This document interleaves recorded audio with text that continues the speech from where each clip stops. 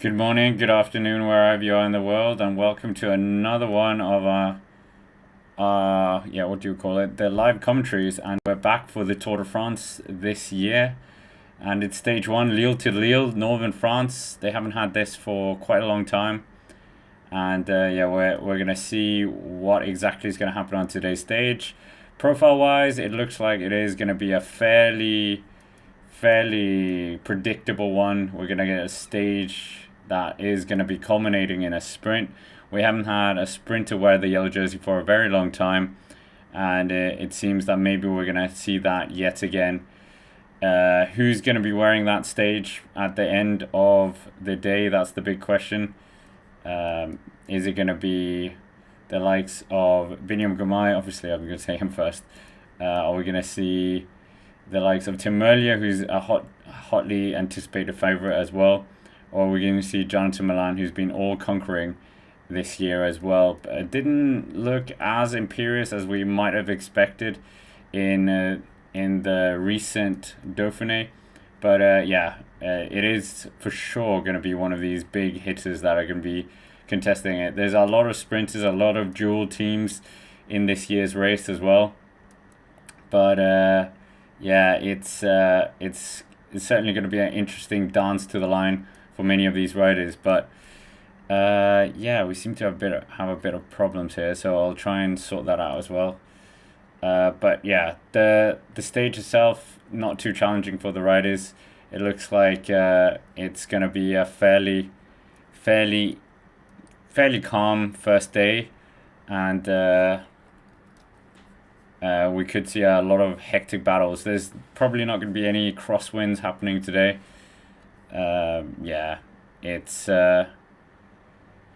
It's interesting, isn't it? But I'm just going to try and sort this out. And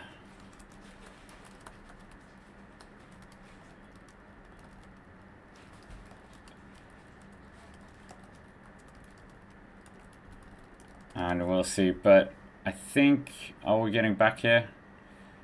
It's an interesting day, as we said. We've got the breakaway up the road. We'll talk about them in a bit.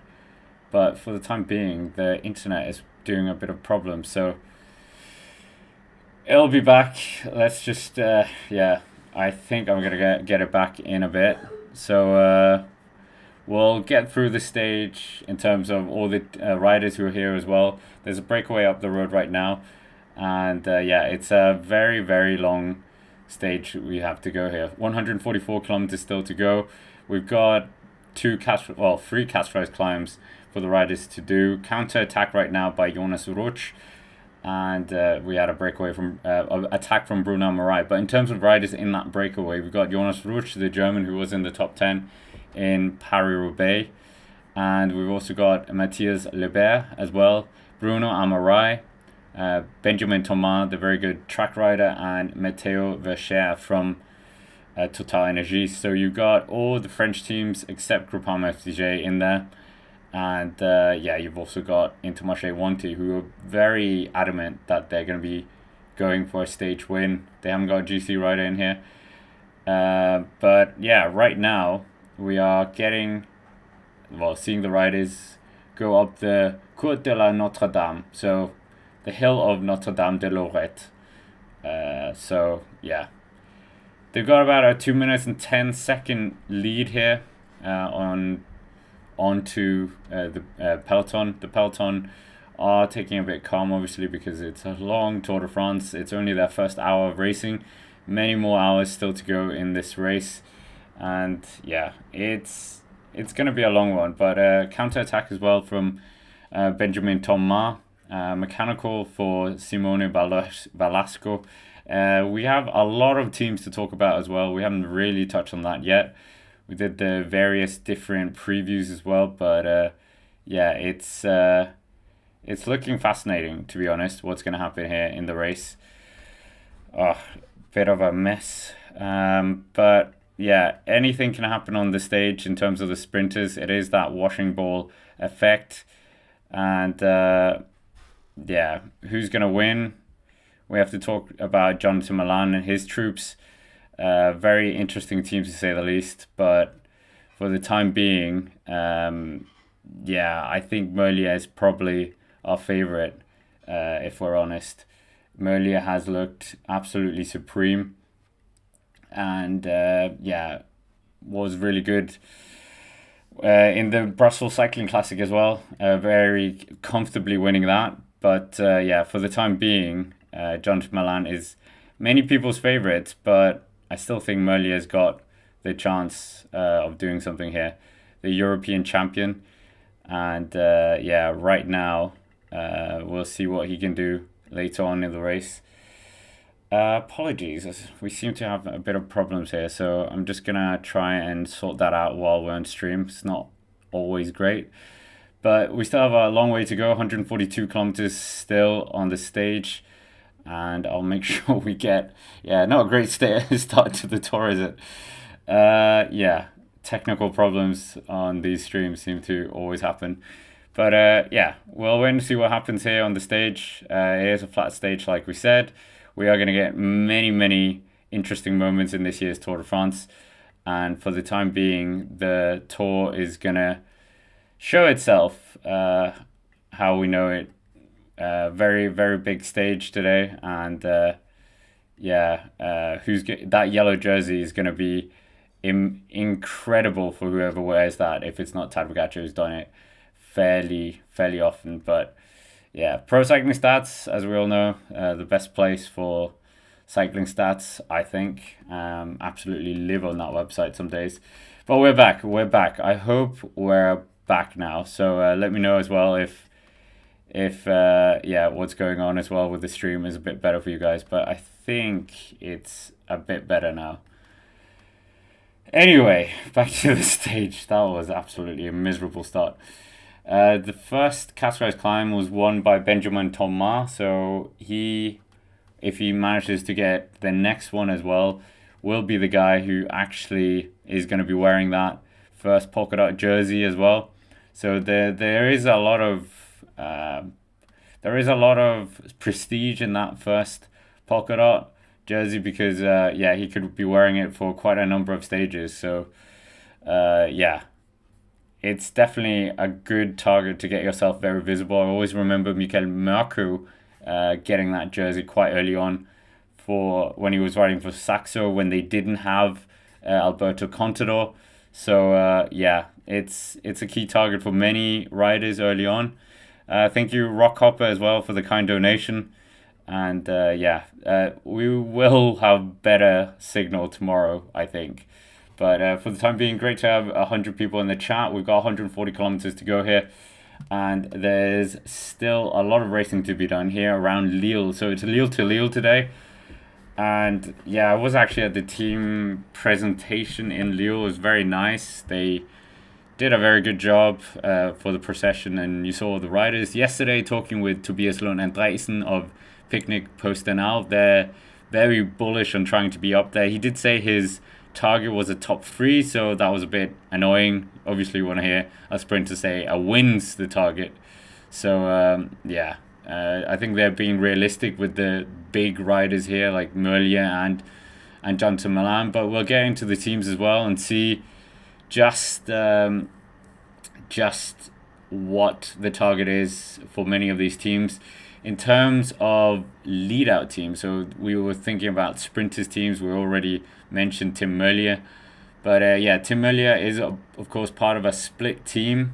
He's got, yeah, Remco Evenepoel obviously in there after finishing 3rd last year, white jersey. So it'll be an interesting dynamic between those two, how they handle that. And yeah, right now, his kind of lieutenants are Pascal Acorn. Maximilian Schachmann's kind of in between. We know he's a good climber. He's won Paris-Nice in the past. But yeah, other riders, Bert van Limberger, that's kind of Tim Merlier's lead-out man, his lieutenant. So that is a very important feature for him. But yeah, it'll be quite, I want to say, daunting to see how they do that. We've seen split teams very successful in the past. Okay, I think the most successful one was when Bradley Wiggins won and they had Mark Cavendish. I think that's the most successful split team in terms of a sprinter and chasing the yellow jersey. Obviously, Jumbo-Visma, but it wasn't really a sprinter. But Wout van Aert, yeah, well, he is a sprinter, but back in 2022, winning the green and the yellow jersey.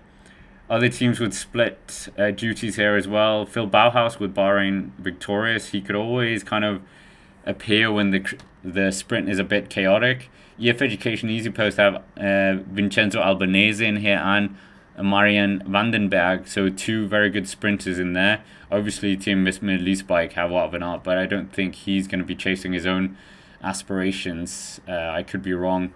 So, yeah, and then we have Intermarché Wanty, obviously, with Biniam Girmay as their central focal point. They talked about that. They've got Hugo Page as well, who could sprint very well. Geraint Thomas and Ineos Grenadiers don't have a sprinter. Caleb Ewan was at the team presentation in Lille, so that was interesting. A lot of these riders going to the Tour de France even after retirement.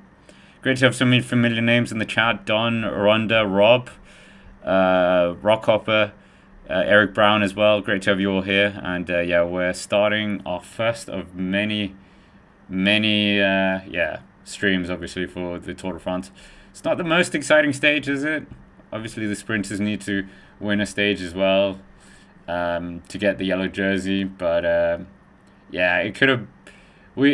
Time trial, I would have preferred a prologue or something like that. That would have been great, showing off Lille like that.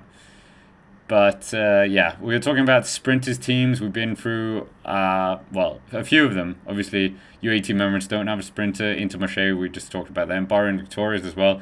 Ineos, no sprinter. Red Bull Bora Hansgrohe, interesting that they do have a sprinter with Jordi Meeus. Or is it Danny Van Poppel, who recently beat Olaf Koy and Dylan Groenewegen for the Dutch National Championships. Lidl Trek, obviously we talked about them quite a lot. Very mixed bag, this team. Jonathan Milan in there, Simone Consoni, his trusted lieutenant. Thibaut Ness, obviously not a sprinter, and he's going to be going for his own chances. A lot of our American friends will be happy about this one. Quinn Simmons, actually saw him ride right past me. Very big beard, well, similar to mine. And riding in that great jersey. And yeah, obviously it was 4th of July yesterday. Tom Squinch in there as well. Matthias Skilmos Jensen, obviously he's a bit isolated in the mountains. Not really any mountain support for him. Edward Turns in there as well. Groupama FDJ. Louis Aski, are we calling him a sprinter? I've not quite kind of understood what rider he is. But they've got Romain Gregoire, who's going to be very animated, I think, in the next few races. And you've got Valentin Madoise in there as well. Guillaume Martin, obviously the new signing over the winter. Then we got Alpecin de Koenig, Jasper Philipsen in there. He's obviously their strong force in the sprints. Great to have Paddy Dunn here as well, Horslips. And right now we've also got, who else in there? We've got Mathieu Van der Poel in there as well. Well, it seems like the tour organizers organized the first week with Mathieu Van der Poel in mind. I actually saw Mathieu Van der Poel yesterday eating lunch, so that was quite funny. In the team hotel for the team presentation. Basically, Intermarché, Visma Lease Bike, and Alpecin were all staying at the same hotel in Lille, so that was quite funny. Tour de Pro Cycling, Alberto Danese is their man for the sprints. Obviously, we're accustomed to him winning about one Grand Tour stage every Grand Tour he goes to, more or less. They've also got Matteo Trentin in there. We think he's probably going to be more expertise kind of thing. And who else? We've got Jaco Alula. They've got Dylan Groenewegen and friend of the channel, Ewan Wilson. He reminded me that Dylan Groenewegen actually took a stage last year. I completely forgot about that, but he did when he had that Batman mask on. So yeah, Jaco Alula with Ben O'Connor as well. So it's another team with split aspirations. Then you've got ARK Airbnb Hotel. They've got split aspirations as well with Anna Demont. They would want Anna Dili, but he's riding for a different team. And then you got Movistar. They don't have a sprinter, so they're very much in the kind of breakaways, I think. Well, Ivan Garcia Cortina, maybe you can class him as kind of a more resilient sprinter, as we call it. Decathlon AG2R, they've got no sprinter, so no Sam Bennett in there, but they've got Felix Gall. We've mentioned him plenty of times. I saw him yesterday as well. Yeah, Cofidis.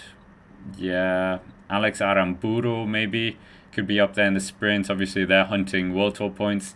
XDS Astana, they've got Kes Bol in here, who did a very good job for. Have I put the title wrong? Oh, I have put the title wrong. I don't know why the title is like that. We'll change the title. Thank you for that as well. That was, yeah, silly. Thank you for that. I'll just, yeah, it's not been great, has it?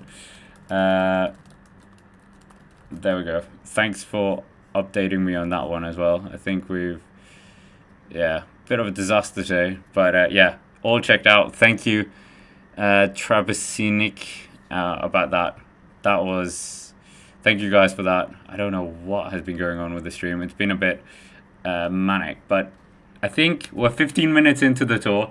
Every single mistake that could have been happening has happened, but it's good it is happening now on stage 1. So, but yeah, welcome to all our familiar names. We're on 43 likes as well.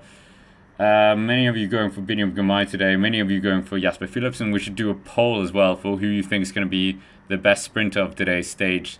So yeah, bit of chaos in the sprint in the stream today, but I think we're fine now. I think it's uphill from here, or downhill, however you want to use that metaphor. So who will win today? Let's say that. Who will win today? Then we can see which sprinter that you guys think is the best sprinter today.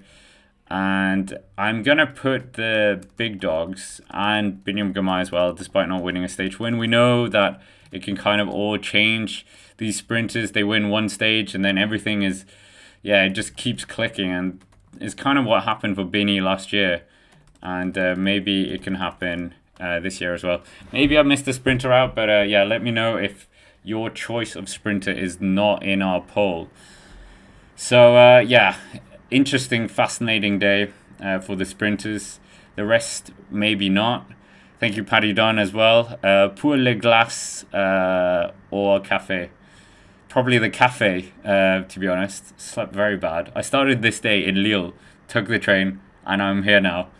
So, yeah, not the best Airbnb, but I shan't say which Airbnb it was, but not a good mattress. Yeah, we were talking about the teams. We've still got a lot of kilometers. We've got this dead time, so that's why we can get to know the riders, the teams. Obviously, we've done it on all the various different, previews, but we still have 5 riders out in front: Jonas Roach, Matthias Leber, Bruno Amarai, and Benjamin Thomas with Matteo Vacher. So we've got our poll. Most of you are going for Biniam Girmay right now. I don't know if it's gonna happen. Saw Binny yesterday. Obviously, we have the interview on the Cycling Day and Extra channel. Yeah, interesting team, for sure. No GC rider in there. No Louis Menkes in there. And yeah, as Carousel Vertigo said, get the bugs out of the way early. Yeah, we've had our early Tour de France crashes. We had them in the beginning of the stage, but Visma Lease Bike and UAE Emirates are obviously going to be playing a pivotal role today. And yeah, it's going to be an interesting one. A fascinating day for the sprinters. For the others, it will be more about keeping out of trouble. Lille is an interesting place, I have to say. A lot of beautiful parts to the city. A very good metro system as well, which I wasn't expecting. That's on me because I didn't realize how big Lille was. It's kind of the Paris of the north in a way, in terms of size. But we have been to Lille before. In 1994, Chris Boardman winning here in a prologue, as he always does, or did.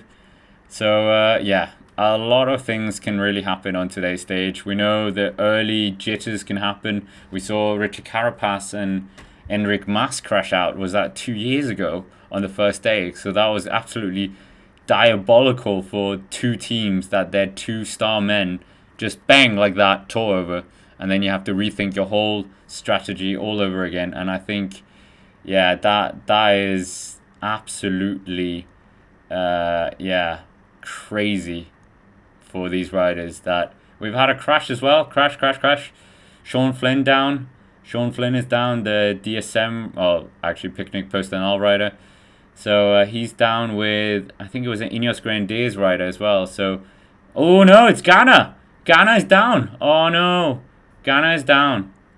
Ghana is down. That is a great shame. Obviously, we know he's, we're going to see him, well, hopefully he's still okay to go challenge for the, what are we trying to say? Challenge for the time trial. That's what I was trying to get out. So yeah, that is a big shame here. Big shame for Ineos Grenadiers.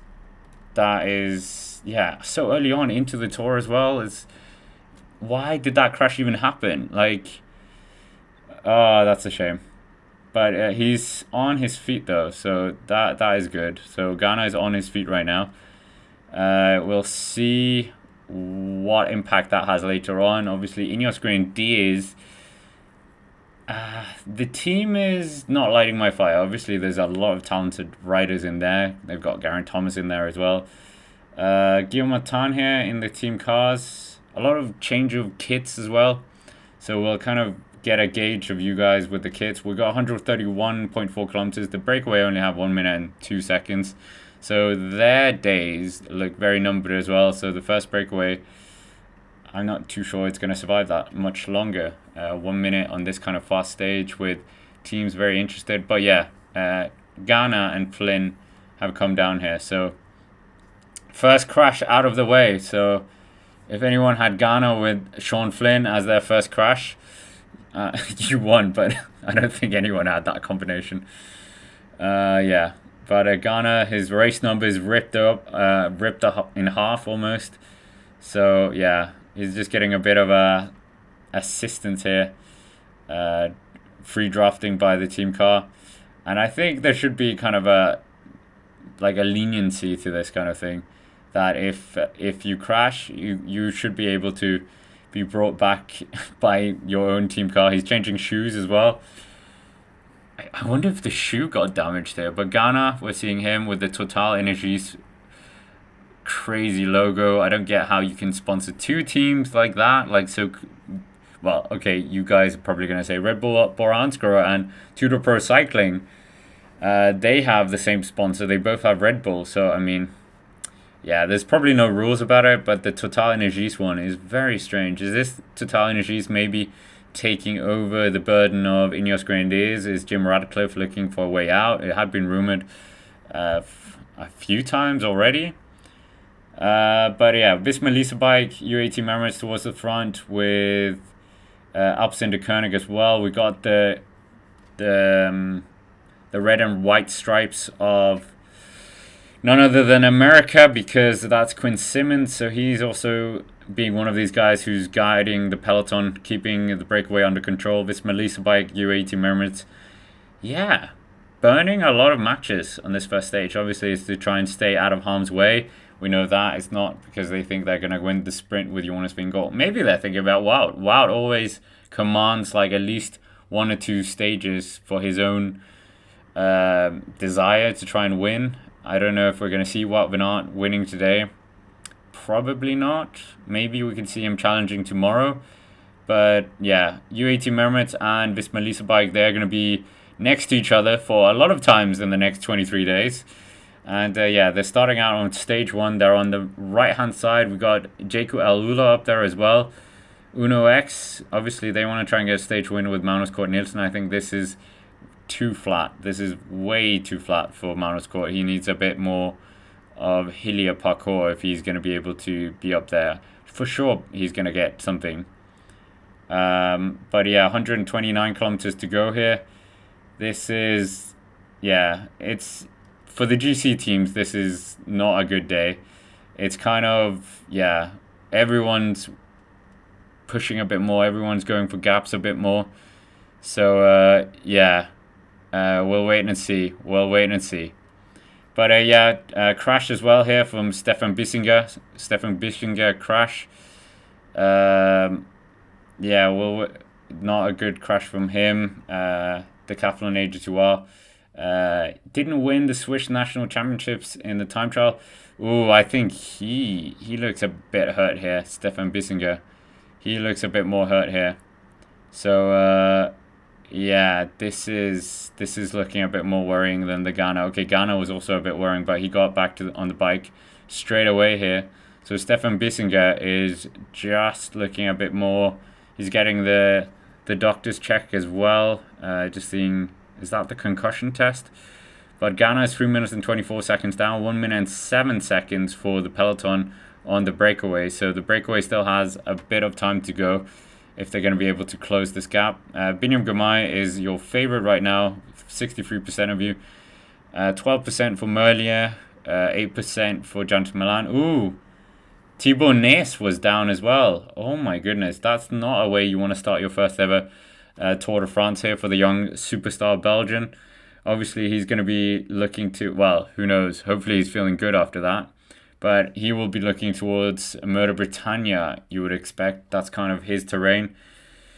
Thibaut Nys, son of Sven Nys, of course, we know that. 127.6 kilometers, 1 minute and 8 seconds. This area has been quite damaging to the peloton already. Absolutely just taking chunks out of this. Yeah, this is quite interesting. What is happening right now? But yeah, this we'll wait and see what's going to happen here on the stage. But yeah, the sprint is going to be exciting for sure. We're waiting for that, obviously. So it's just introduction to the riders before. But yeah, a number of riders here crashing. Yeah. Yeah, how many riders now? We've had Stefan Bissinger, Sean Flynn, Ghana, Thibaut Nys. So yeah, not what the riders would have wanted so early in the Tour de France as well. It's not even in any of the, well, it's the open stages. I don't think the crosswinds are really there. Thibaut Nys is 2 minutes and 30 seconds down, 126.5 kilometers. Peloton still being led by the usual favourites here. Jeko Ayula, obviously, they're going to be searching out an opportunity with Dylan Groenewegen. Tudor Pro Cycling up here as well. So it's kind of a wall with UAE, Visma, Little Trek, Tudor, and Jeko Ayula taking the pace or deciding the pace, controlling the peloton. 1 minute and 15 for the breakaway now as well. And okay, Lee is saying that they are reporting mechanical for Thibaut Nys. Okay, maybe it was just a mechanical, well, he doesn't really matter, does he? Sorry, Thibaut Nys, he doesn't really matter. He's not going to go for GC, is he? And he's going to be a pure sprint, like a pure stage hunter, if you will. But yeah, we still have those 5 riders out in front. Arkea up there. We've got Total Energies up there, Cofidis up there, Intermarché up there, and Decathlon AG2R. So obviously by having a rider up in the break, that's a way for you to get rid of the responsibility to also chase the breakaway. So Intermarché, you don't really have to do anything here. So great to have Brian back in the comments as well. Great to have so many familiar names in there. And yeah, it's going to be a very, very interesting sprint. I think this will really be an eye-opener because we haven't really seen that big clash between Merlier and Jonathan Milan in the last few months. So yeah, I don't know who's the biggest gun out of those two in terms of the sprinting game right now. Merlier is certainly looking on flying form, the European champion. That Brussels Cycling Classic win was absolutely breathtaking. He stepped off everyone like they were painted to the tarmac. So yeah, but we are making off. Oh, we're not. Well, I was making my way through this kind of terrain, this scenic part of France, but yeah, the riders are doing it now. Let's see. I think this is a ski loop. Yeah, so that's quite interesting as well. But for the time being, Jeko Ayula, Dylan Groenewegen did take, was it 1 stage in the Tour of Slovenia? I think 2 stages even. And his form probably quite good. If they can get kind of him in the right wheel, he could certainly finish it off for sure. Obviously, we haven't even finished the roll call as well. Postanal Picnic Personnel. They're bringing Tobias Lund Andreasen, friend of the channel. Actually, saw him yesterday, interviewed him yesterday. And yeah, they're very bullish about their chances. They want to try and get something here. Jonas Vingegaard is riding second wheel right now, so that is interesting. Yeah, Visma Lease Bike, obviously, they always try and keep their man up towards the front and make sure that they stay out of harm's way. And what are we saying? Is there a cycling day drinking game? I think the one that you guys always like to call me out on is anything can happen. So I think anything can happen, or anyways, if I say either of these things, I think that's a drink. Or I don't want to say crash is a drink because we don't want to see riders crash. Yeah, silly tactics by Visma Lease Bike or Ineos Grenadiers. Ineos Grenadiers at the front, that could be a drinking game. They like to be at the front even though they don't have a sprinter. But, I mean, you can't fault teams for really keeping the riders up there towards the front. We know that because, as we've just seen, that anything can happen. Oh, there we go. That was your first drink. Anything can happen on these stages. Anyone can get caught out. If you're behind riders that crash, if you've been in a road, you don't have to have been in the Tour de France to know that. If you've been on a local crit or something like that, if the riders crash in front of you, there's a very high chance that you're gonna, either you're gonna not be in the race anymore, or second, you're gonna come down as well. But yeah, right now we're seeing Tadej Pogacar riding third wheel behind two of his teammates. Yeah, Tadej Pogacar, I don't think he's going to be doing anything really today. Let's be honest. He's just trying to keep out of harm's way as well. I think Tadej Pogacar is a very, very good bike handler. I think last year he was almost caught out by one of those road furniture things, and he narrowly missed out on that. And yeah, I think he's a very, very good bike handler. We've seen him in a cyclocross race before, but not a World Cup, obviously. But yeah. So I think, we'll call it a hydration game because then I don't get in trouble for anything. And we should stay hydrated because it's very hot here in Europe. Tadej Pogacar, we're seeing him. I have to correct myself as well. One of you guys pointed that out in one of the previews, I think, or something like that, whatever video it was. But the last world champion to win wasn't Bernard Hinault. It was Greg LeMond in 1990. So apologies to anyone who was misinformed by myself with that. 121.8 kilometers, 1 minute and 9 seconds.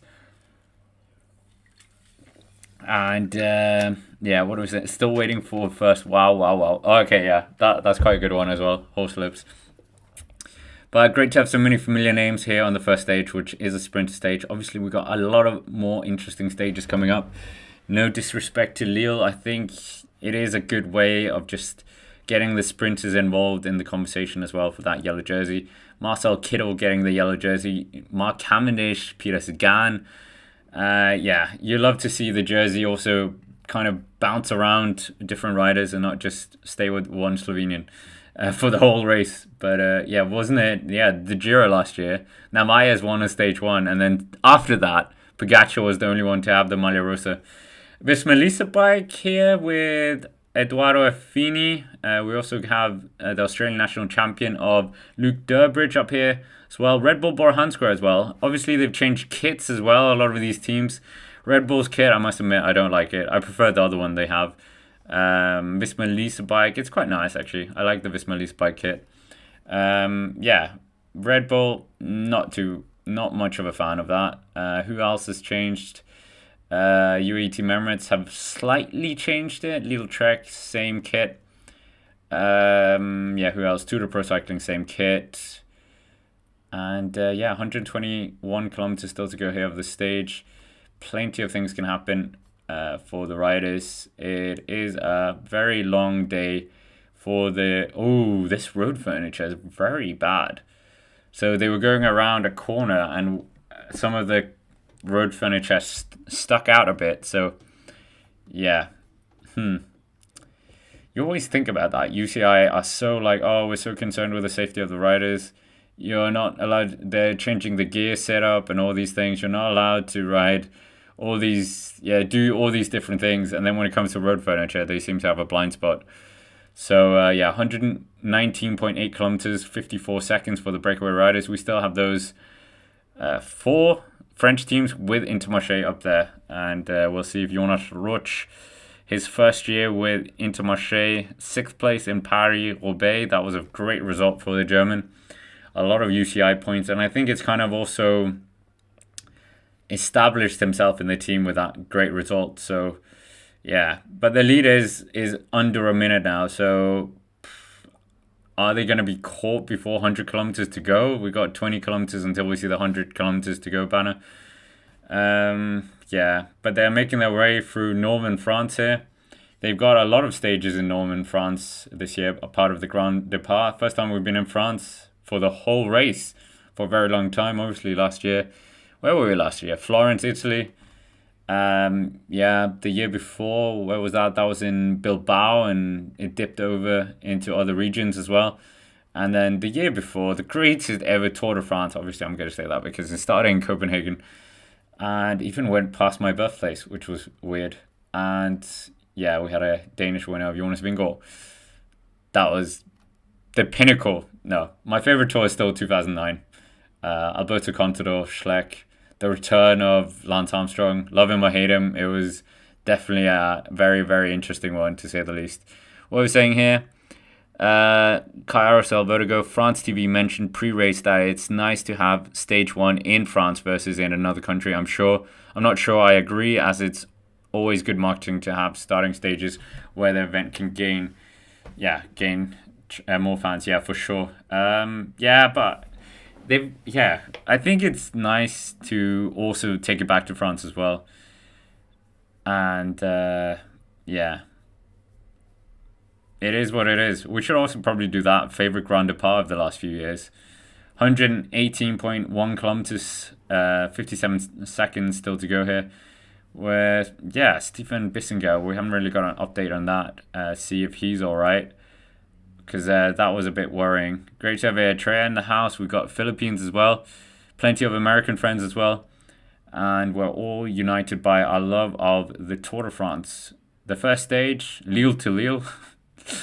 So they're starting and finishing where they started. So no progress in terms of going anywhere. But obviously there's a lot of progress in the amount of distance covered. Jonas Vingegaard up towards the front here. So it's Visma Lease Bike just taking them through these kind of wild furniture, if you will, these trickier roads.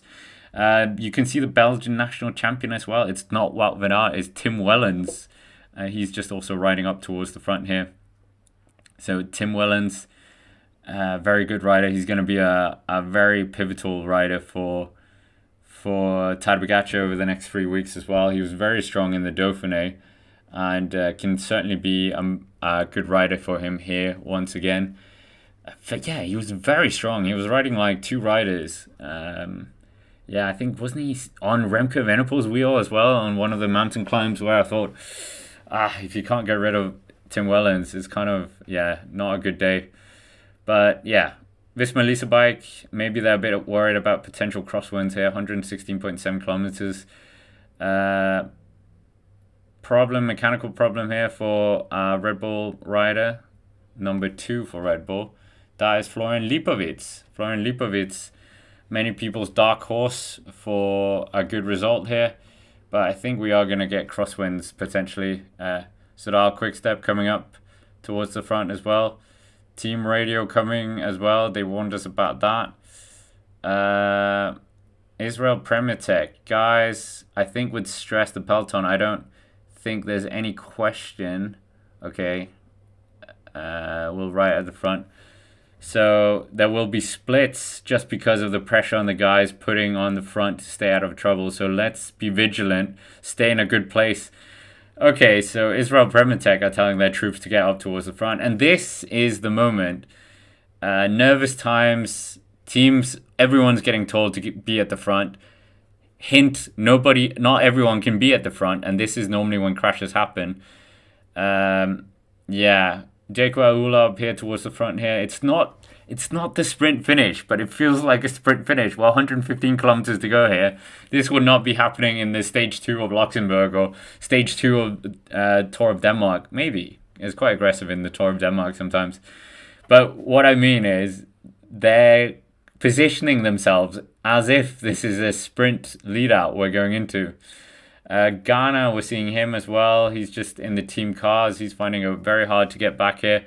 And I think he's going to find it even harder now to get back after the increase of pace here, the increase of momentum. So yeah, this is going to be a fascinating stage now. It's not just going to be our kind of transitional sprint stage. There's going to be some injection of pace here, but yeah, Red Bull Bora Hansgrohe up towards the front here, despite Florian Lipovic with that flat tire here. Visma Lease bike up towards the front here. Merlier, we're seeing him as well, the European champion. But yeah, it's definitely nervous times here for the breakaway. The break for sure, but also the peloton here. This is where riders can get caught out here. A lot of road furniture as well for them to, roundabout to deal with here. And yeah, the injection of pace here by riders, the nervous DSs, watch this space. I think the peloton have just given us a bit of a gift here, that we are going to get a fascinating moment here. Visma Lease bike up towards the front here. Good that we started this early now, I think, because we didn't want to miss this for sure. And yeah, Visma Lease bike. And yeah, just get a reminder. Thank you, Paddy Dunn, for being a member for 43 months. We need to do a member competition as well for sure. 114 kilometers still to go here. 36 seconds to the breakaway. And what are we saying? Memorable Grand Depart. Passage de Gois, 2011. I wasn't even paying attention really to the Grand Depart back then. Wasn't that the stage where Cadel Evans won the stage, but Alberto Contador almost won it? Or was that Murder Britannia? Correct me if I'm wrong. But we're following Florian Lipovic, many people's dark horse here. Third place in the Criterium de Dauphiné. A very good result from him. He's been a very good climber. Former skier as well, and I actually have a mutual friend with him, which is crazy how small sometimes the cycling world can be. Very, very good rider. For Germans, it'll be a breath of fresh air. But right now we're getting UAE Team Emirates coming up towards the front. They are just tickling the peloton here, trying to keep their right. Well, I think with them being so good at UAE Tour riding in the crosswinds, I think yeah, if they can put a bit of pressure on other teams. Obviously there's a lot of good teams when it comes to crosswinds. Think Soudal Quickstep, think Visma Lease bike, UAE Team Emirates, Ineos Grenadiers are usually quite good in a crosswind as well. Movistar is certainly not a good one, and yeah, we will wait and see. But we're seeing Visma Lease bike. Where can we see our Danish guy? Actually bumped into Vingegaard as well in front of the hotel. That was quite funny. And we just got a photo. But Ghana is making his way through the remnants of other riders that have just dropped out the back. So Ghana is on a one-man mission here to try and get back into the peloton. He is going to get back. He can see the peloton. So Ghana is definitely going to get back here in the race. So yeah, 33 seconds here for the breakaway, still out in front. And yeah, Ghana just doing a bit of TT trading from the back end here. We still have Jonas Roch, Matthias Leber, Bruno Amarayan, Benjamin Thomas, and Matteo Verscher up towards the front here. But those five riders, they're going to be caught very, very soon, I think. 112 kilometers still to go here. And yeah, it's looking very interesting here for the breakaway. We got riders. Oh, what group is this? They're showing us a group with the Swiss national champion here. Lenny Martinez. Oh no, Lenny Martinez. Lenny Martinez is out the back here. So French people look away here because yeah, okay. So dropped riders: Luke Plapp, Lenny Martinez, Mara Schmidt, and Louis Barre. Oh, that is bad. That is bad. So we're starting to see riders here drop out the back here. 111.5 kilometers still to go of this stage. So yeah, this is a long day for these riders who are being distanced by the peloton if they can't get back into this. So yeah, this is looking very touching. It's on the brink for many of these riders that will just fall out the back here. Narvaez is up towards the front here with Nils Pollard on his wheel. Alpecin de Koenig are just in the mix here, teasing a bit. So yeah, now we're seeing Bruno Marai. He knows what's happening behind, so he's trying to up the pace here. This isn't 20 kilometers to go, guys. This is 110 kilometers to go, and we're seeing the riders ride as if it's a breakaway here. Sprint finish. It seems like we're inside the last 20 kilometers, but it's not. It's absolutely not. Bruno Marai putting the pace on. We can see a Flandrian flag here just showing that there is a bit of crosswinds going on here from the left-hand side for the peloton. But 24 seconds here. 24 seconds for them to keep the peloton away here. So yeah, this is nervous times here. Nervous times right now. And yeah, this is not what they would have wanted, to say the least. But for the time being, they're pushing everything into this. 110 kilometers still to go here. 30 seconds, so it has gone up a bit. But Martinez is about 16 seconds behind here. Lenny Martinez, Bahrain Victorious, is one of their star riders. Young stars. Obviously, they come with Santiago Buitrago and Lenny Martinez as kind of their spearhead for the more hillier parts. And yeah, this is nervous times for him. Nervous times. Yeah, it's one of those stages you can't win the Tour, but you can lose a bucket load of time if you're not careful, or you could even crash as well. So yeah, there's riders scattered left, right, and center here on the road, but it's a very open road here.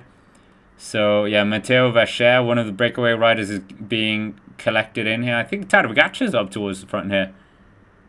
And a friend of the channel, Jens Vogt, is on the motorbike here on the Eurosport coverage. So yeah, interesting that. Yeah, it's quite nerving, this. And yeah, we're definitely getting crosswind chaos here. Visma Lease Bike just trying to keep their authority on the front. But UAT Mermaid's also up towards the front here. Yeah, Remco Evenepoel is also up here. It's, yeah, nervous times for the GC riders. No one wants to be caught out here. And yeah, this is very, very nervous times here. Thank you, Esau, as well, for the kind donation of 200 Norwegian kroners. And welcome to everyone. Right now, you guys have Biniam Gamai as your favorite right now. We've got 13 seconds here, 15 seconds for the rest of the breakaway. Alpecin de Koenig up towards the front here. Tim Wellens up towards the front as well. That Belgian national champions kit that we're going to get very used to in the next 3 weeks as well. Visma Lease Bike, they are kind of on and off the front. But we only have 3 riders up towards the front now. They got rid of the other riders. We've got Jonas Roch, actually 4. I think we still have one of the riders I can't see. But yeah, Mara Schmidt, Lenny Martinez, heartbreaking moment here for the youngster in his second Tour de France here, but obviously first Tour de France with Bahrain Victorious. And yeah, this is not what he would have wanted. 8-3, I think that's Thibaut Ness out the back as well. Mara Schmidt, Jaco Ula have 2 riders.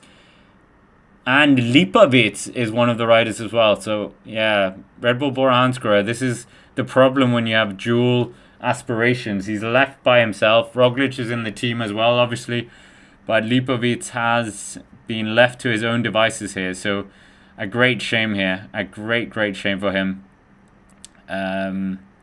Yeah, that is not what he probably was expecting at this start of the stage. Obviously, they have Jordi Meeus as well in there.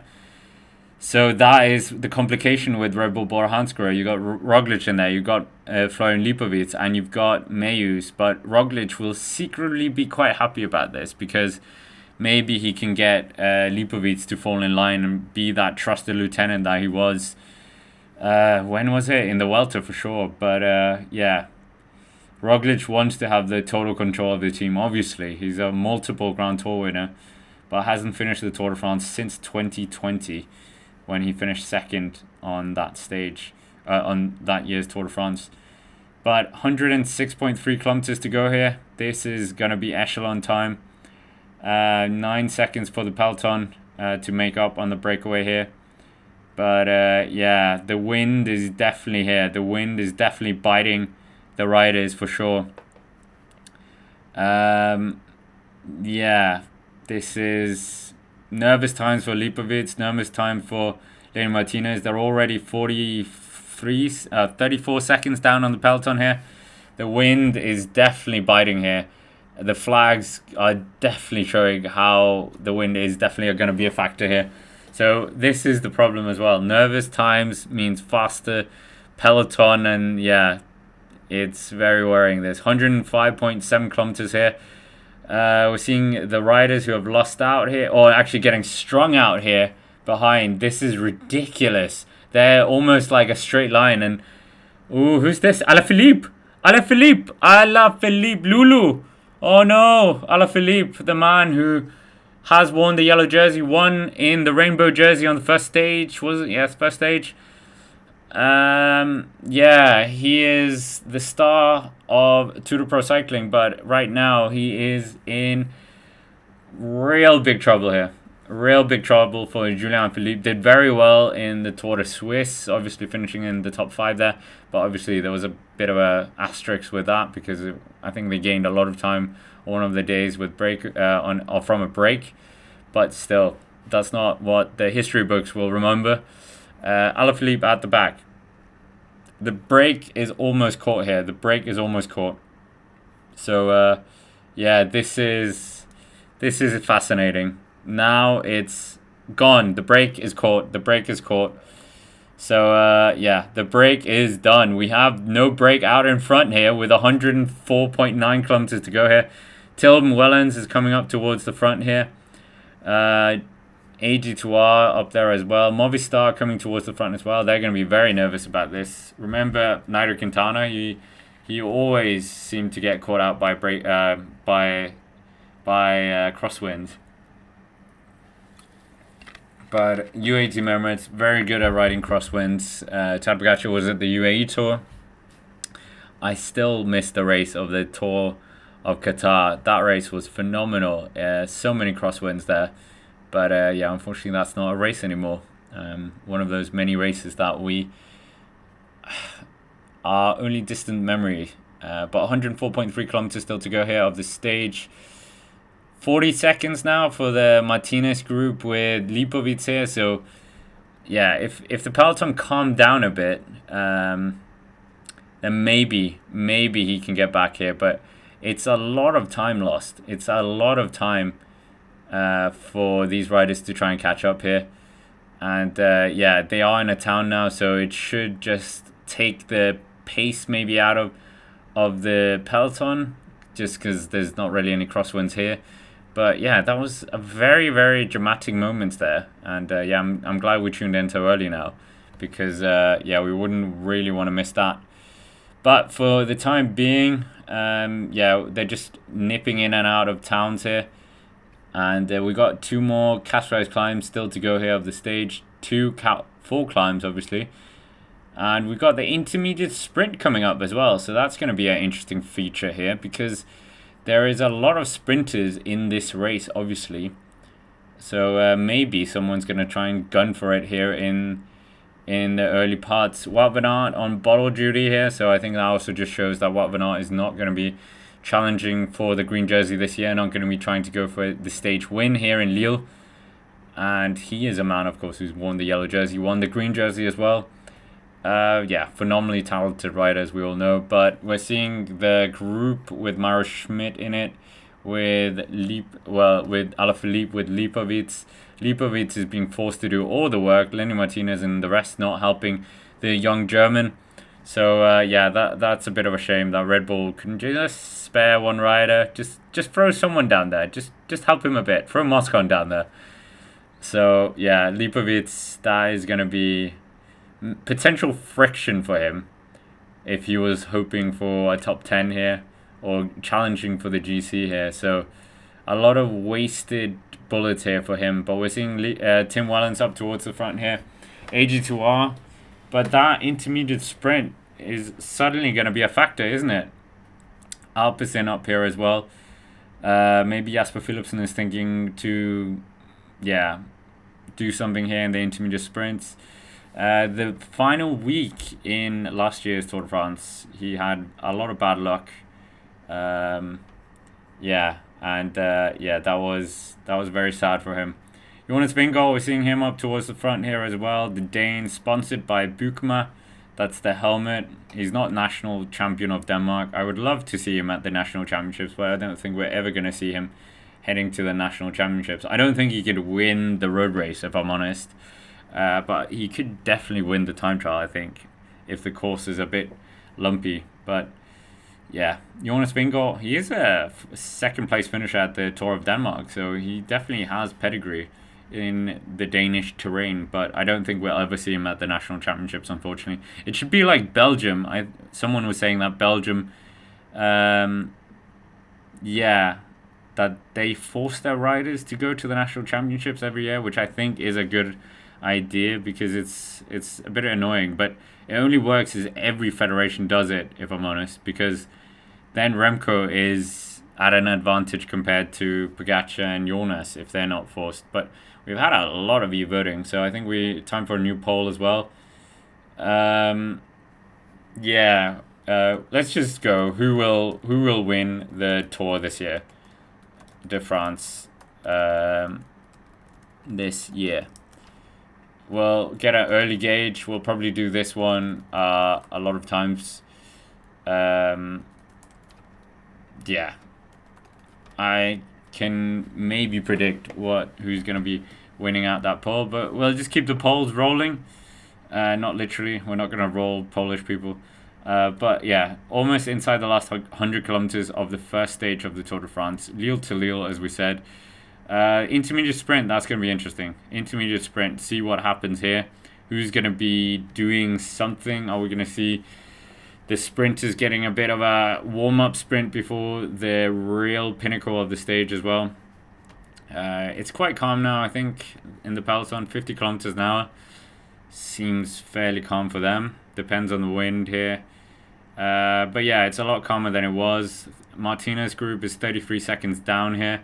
So I think they are going to be catching up here. They are going to be bringing them back here. So Martinez, I don't think he's going to be losing any time really. It depends if there's going to be more breakaway or more crosswind action here. But yeah, if you haven't already as well, smash the like button. We're on 133. We'll keep a tracker. We'll see day to day if we can kind of beat our record. So right now our record is 134 because that's of this tour.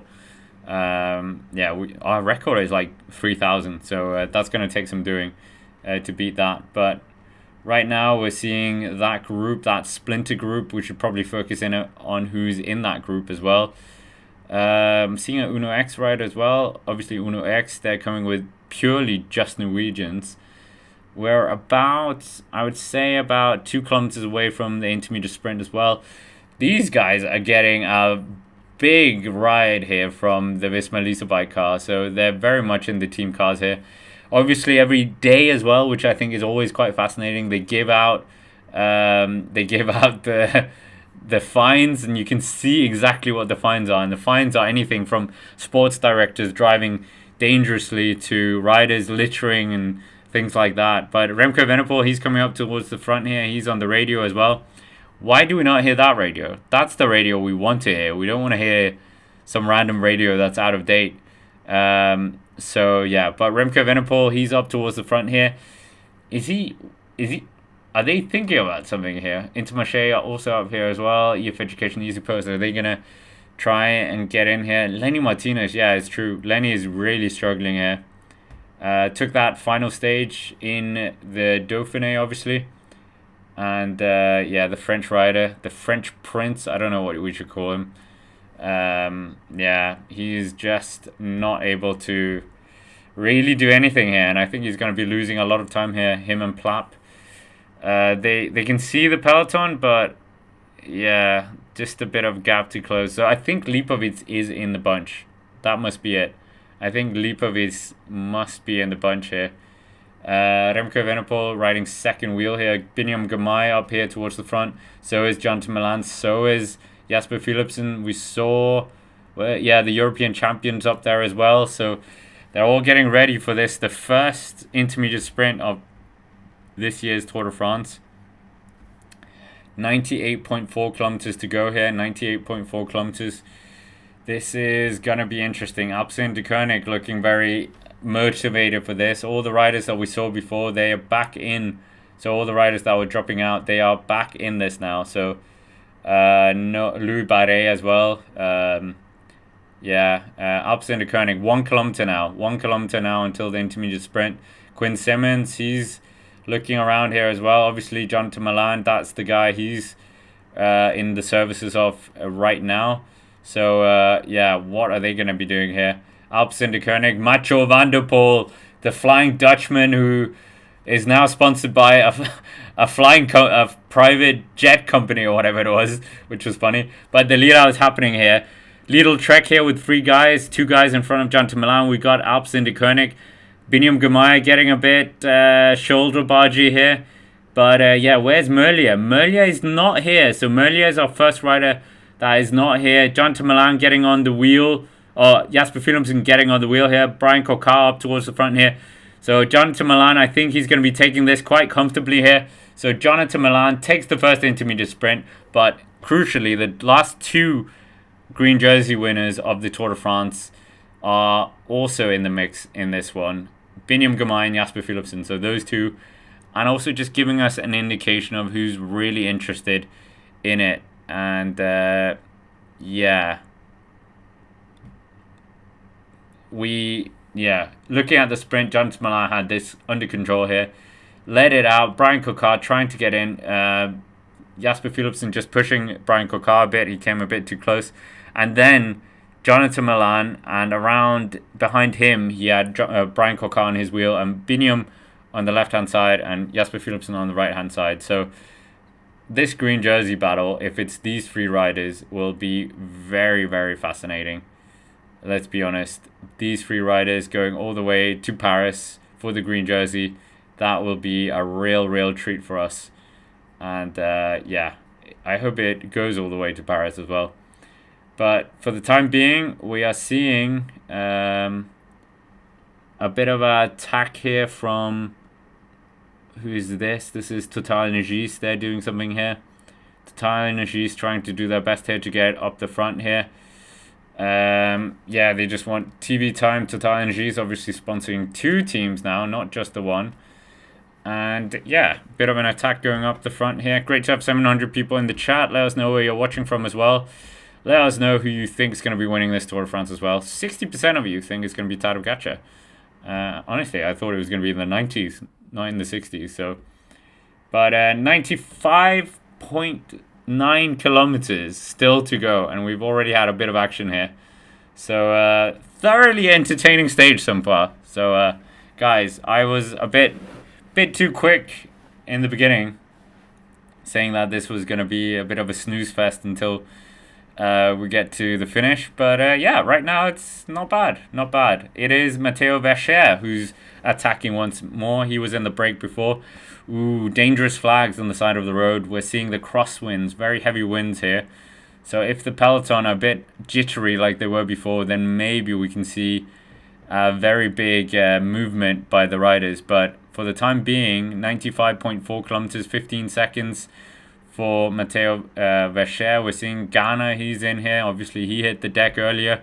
Sean Flynn hit the deck earlier. A lot of riders have been down already. But yeah, the interesting part there was Tim Merlier was not part of that intermediate sprint. Jordi Meus was not part of that sprint. Well, we're not. Obviously, we knew that was probably going to be the case. Yeah, so we got a bit of we got a bit of answers to some of the questions. Maybe we should go for the green jersey. Who's going to be winning that green jersey in Paris? We'll do that after this one. When we got to 200 votes, we'll do that. We're already on 300 votes. Oops. So yeah, a promise is a promise. But yeah, that was a bit of an intriguing moment there. 94.8 kilometers still to go here. 27 seconds for Matteo Vercher. He's going to be joined by a Cofidis rider, it seems here.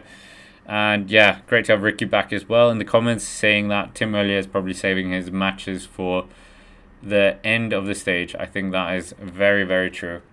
Who will win the green jersey this year? So yeah, I think we'll just put the top favorites there that we saw right there. So we saw Jonathan Milan, but Jonathan Milan isn't the best climber in terms of sprinters. So yeah, that is definitely in the favor of Biniam Girmay. I'll put Tim Merlier in there as well because many people think he's going to be dominating the sprints. Great to have Rob listening from Jacksonville, Florida. Hope you're having better weather than us here. Well, better. It's super hot here. So that is... It's been hotter. Last week was 38 degrees. Hotter than Abu Dhabi. Crazy. Absolutely crazy. Hopefully the riders don't get that weather in the mountains because that would be absolutely torturous. 94 kilometers to go here. 94 kilometers. And Benjamin Thomas is the rider who's chasing down Matteo Vercher. So the breakaway riders from earlier, they're just trying to get up the front again, two of them. But obviously they're thinking about that mountains jersey as well. That's up for grabs. We have 2 more categorized climbs to go. And I think maybe the break or the peloton will let them go here. So yeah, Matteo Vercher, Total Energies, Pro Continental team. What do we know about them? They have got Anthony Torgis, part of their team as well. Won the gravel stage last year. That was such a good stage in Trois to Trois. And yeah, they will hope to do something similar this year if they can. A stage win is a huge thing for these invite teams as well and justifies their reason for being there, of course, as well. I should have put Pogacar for the green jersey option. Oh yeah, true. We're seeing the Spanish national champion as well, Ivan Romeo, the under 23 World Championships winner from last year as well. Yeah, 93 kilometers still to go here.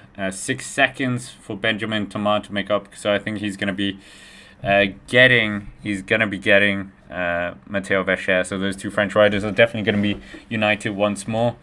So yeah, what's going to happen on today's stage? That is the big question here. Who's going to be winning? We've had a bit of a preview of the sprinting capabilities of the big sprinters. Who's interested in the green jersey? Jasper Philipsen, Biniam Girmay, and Jonathan Milan. So yeah, but right now we've got Benjamin Thomas and Matteo Vercher up towards the front here. They are leading peloton by about 34 seconds here. So we'll see how far they're going to be able to keep this. And now it feels like we're going back into a normal stage, that we've just had a mini sprint stage and now we're starting a new stage. But yeah, it's going to be an interesting one. Obviously, Benjamin Thomas is a very good track rider as well. I think he's been European champion in the Omnium, maybe. I think it's the Omnium. I'll look that up. But 28 seconds, 29 seconds. These guys, the next intermediate, or not intermediate sprint, but our next kind of focal point for the riders in this race will be mountains classification, or mountain sprint, KOM, there we go. I got there eventually. We got the Mont Cassel at 1.8 kilometers at 3.8%. I think it does feature a bit of cobbles. And then they've got around, what would you say, 35 kilometers, and then they get to the Mont du Noir, which is 1.3 kilometers at 6.1%. And we also had one climb already, the Côte de Notre Dame. So yeah, I think it was Benjamin Thomas who took that. But confirmation of the sprint, Jonathan Milan first place, Brian Cocar second place, so he picks up the 17 points. Gento Milan taking the 20 points. Binyam Gumai third place, 15 points. And Jasper Philipsen 13 points. And Anthony Togis getting 11 points as well, so he was fifth. So yeah, that is, yeah, it's interesting, isn't it? But Brian Cocar just making use of the Gento Milan slipstream completely.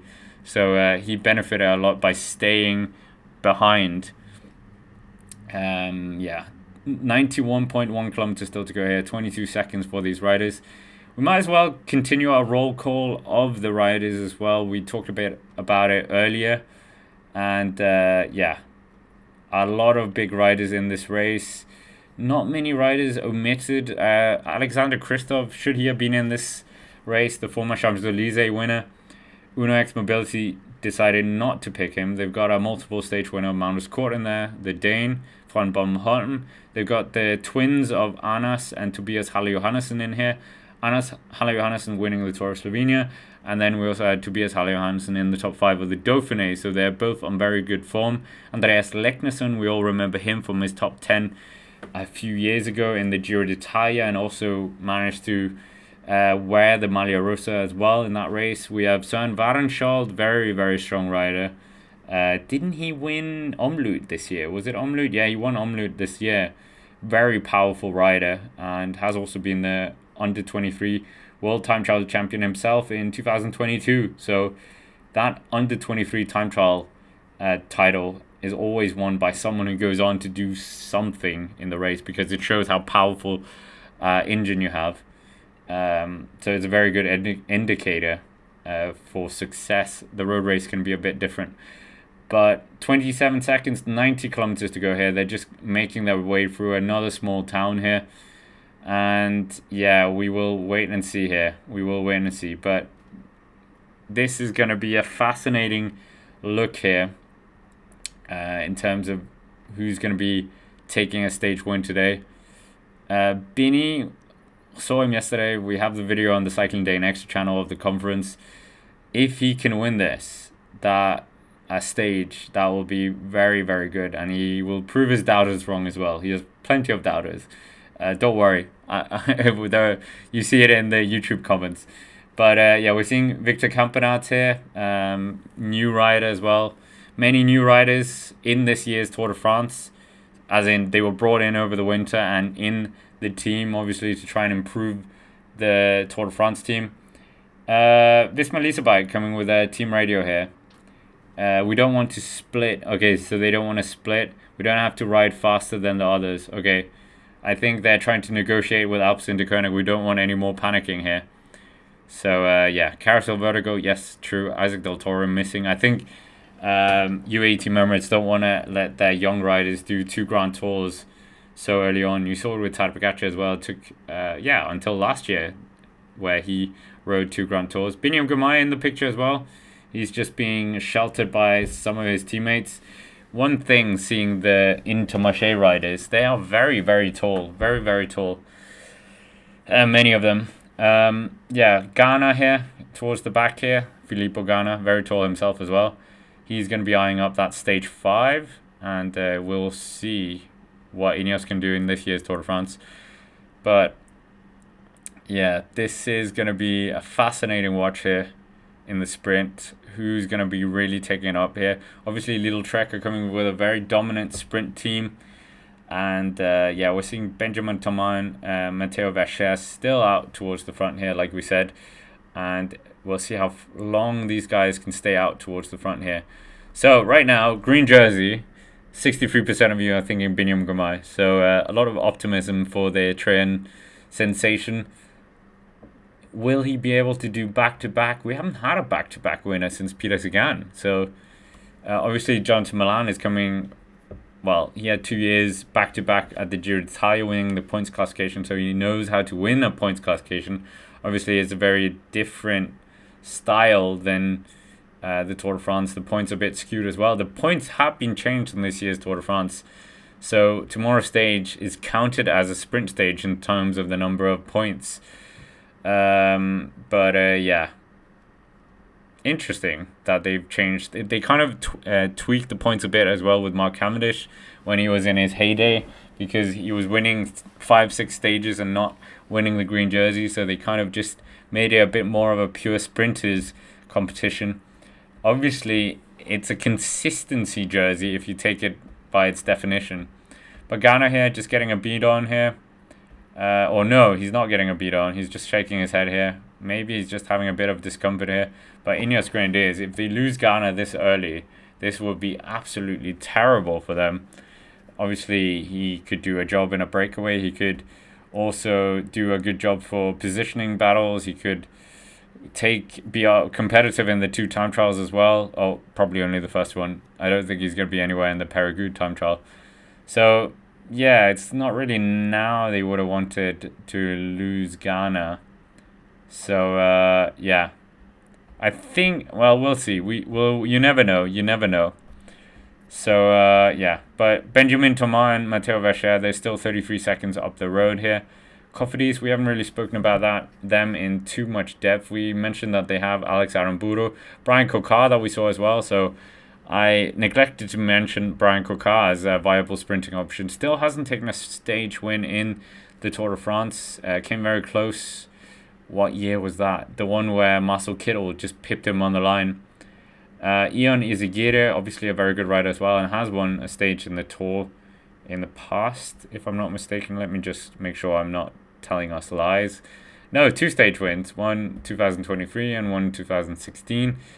And Dylan Turns, a former Flèche Wallonne winner in that squad. It's a very interesting squad, let's be honest. And they also have Emmanuel Buchmann, a former 4th place finisher as well of the Tour de France in 2019. So, yeah, Dili now has a new bike. Anna Dili, not Belgian champion anymore, unfortunately. Really did enjoy him in that Belgian kit. But that's now Tim Wellens' year of being in that kit. But yeah, the peloton are taking a bit easy now. So the lead is jumping out to 42 seconds here. So 42 seconds for the breakaway. So they're getting a bit of breathing room here, to say the least here. But 42 seconds, that obviously isn't a lot. It's, 85.6 kilometers.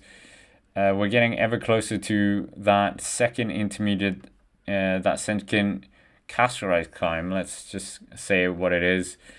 We're about, 7 kilometers away, 1.8 kilometers at 3.8%. Not really anything too challenging, if we're honest. And it is the 100th start in a Grand Tour for Sergio Higuita. Sergio Higuita, he was so good a few years ago.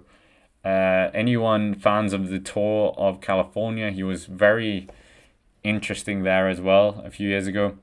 Anna Dili here, we're seeing him sprinting to try and get back into the peloton as well. Didn't see him in the green jersey sprint here, so question marks.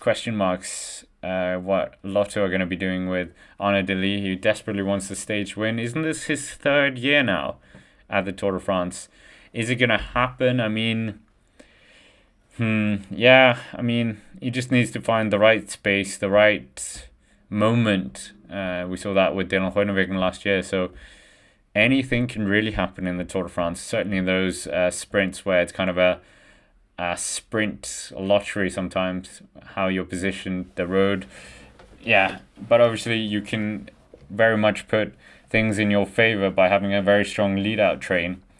Mathieu van der Poel looking in very good form as well at the Dauphiné. So, yeah, we'll see what his role is going to be. He could have a very, very hard first week in terms of being on it on every single day here, because he could be working for Philipsen today. He could be in the pointy end tomorrow. So, he's also going to be eyeing up that Murder Britannia stage as well. But Soudal Quickstep, what are they planning on doing here with Tim Merlier? Obviously a win. He hasn't taken a win since, 2021 was it? When him and Philipsen finished 1-2. I think that was the day where, wasn't it, Caleb Ewan crashed dramatically in the background. 83.8 kilometers still to go here. Arnaud Delis still yeah, well, he's back in the bunch now. So Arnaud Delete back in the bunch. And yeah, not really any help from his teammates here. So they have got Lenny van Eertveld as well, Lotto. So maybe they're trying to target a top 10, top 15. We're getting 30 kilometers side winds from the left-hand side. And yeah, we'll see what these riders can do here. 83.5 kilometers still to go here. Benjamin Thomas and Matteo Vacher still up towards the front here.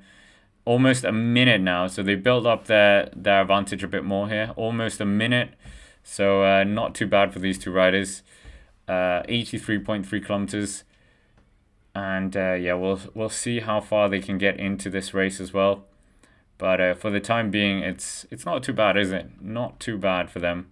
They were in the break, they were brought back, and then they bounced out with yeah, a more diluted breakaway. They could have, yeah. They probably would have wanted a few more riders here, if we're honest, to be with them, to just share the load a bit more. But yeah, it is what it is for these guys. But we're almost at 200 likes as well, so if you haven't already, smash the like button. We'll get a new poll as well going. Yeah, suggest polls in the chat as well, because I'm not running out of ideas, but also trying to make sure that we stay up to date with all the cycling. But the Monte Cassel is the next ride or the next climb that we're looking out for. The first intermediate, their first mountain Pogacar points was won by Benjamin Thomas. So if he wins this, he's guaranteed to wear the Pogacar jersey, and a bit of a spotlight comes onto him then. And obviously also for Cofidis. So Cofidis would be very happy about this. And just a bit of extra coverage by the French press, and that is never bad for a French team. So Benjamin Thomas very much in pursuit of that mission, and we'll see how far he can carry that jersey as well. Maybe tomorrow. Well, actually, he could keep it tomorrow as well, because we got Cat 4.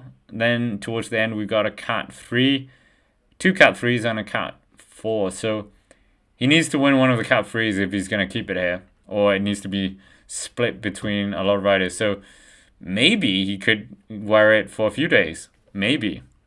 The Cofidis rider. 82 kilometers still to go here. Matteo Vacher and Benjamin Thomas, we're waiting for them to get to the second Mountains Jersey sprint.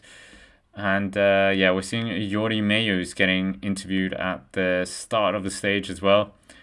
Interesting guy. Won the Copenhagen Sprint, also won a stage in the Tour de Suisse. Former Champs-Élysées winner as well. And yeah, good to see him in the team, because he's earned the place. Obviously, that messes up Lipovic and Roglic a bit. Some of the resources is more allocated to him.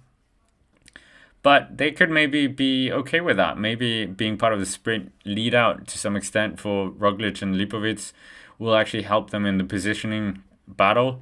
So yeah, we'll wait and see. But 1 minute and 3 seconds they built up now. We're seeing the back end of the peloton. Ghana is towards the back here. Israel Premier Tech with their new jersey as well. Plenty of teams have new jerseys for this year's Tour de France. Obviously, Visma Lease Bike, because their yellow clashes with the yellow jersey. Tadej Pogacar's UAE has changed a bit as well, and Red Bull Bora Hansgrohe, yeah, Red Bull Bora Hansgrohe as well. They changed the jersey as well. I don't think I like the jersey. I don't like the new jersey of Red Bull Bora Hansgrohe. Friend of the channel, Ewan, was telling me yesterday that actually it's to do with them wanting to be a French football team. Yeah. I guess. But yeah, I don't really like it. But Matteo Vacher here and Benjamin Thomas, they're just making sure to keep the pace here. And yeah, are we going to see the peloton once again absolutely explode here if there's any more crosswinds happening? But we're seeing the intermediate or the mountains, the KOM is coming very, very shortly here. So they're on the climb now, 1.8 kilometers, 1.9 kilometers according to the official graphics, and 3.5%. So yeah, 1.7 kilometers. Yeah, it passes quickly, and there is a bit of pave here. So I think it's the only pavé we have other than the Champs-Élysées in this year's Tour de France. Even though they go to Valenciennes, they don't go to the Trône-Arenberg, which is very close to that town. So very unfortunate. But yeah, they're on the climb, and it is Benjamin Thomas leading them up here. Maybe Vacher is just gonna let them have it, or let him have it. Cassel means cobbles. I thought, wasn't it Pavel? Pavé.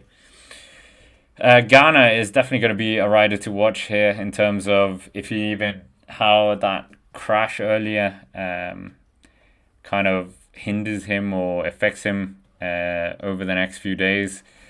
But 1 minute and 2 seconds, and we're seeing the peloton come into this climb as well now. Alps into Koenig up towards the front here. EF Education Easy Post there, thinking about this as well.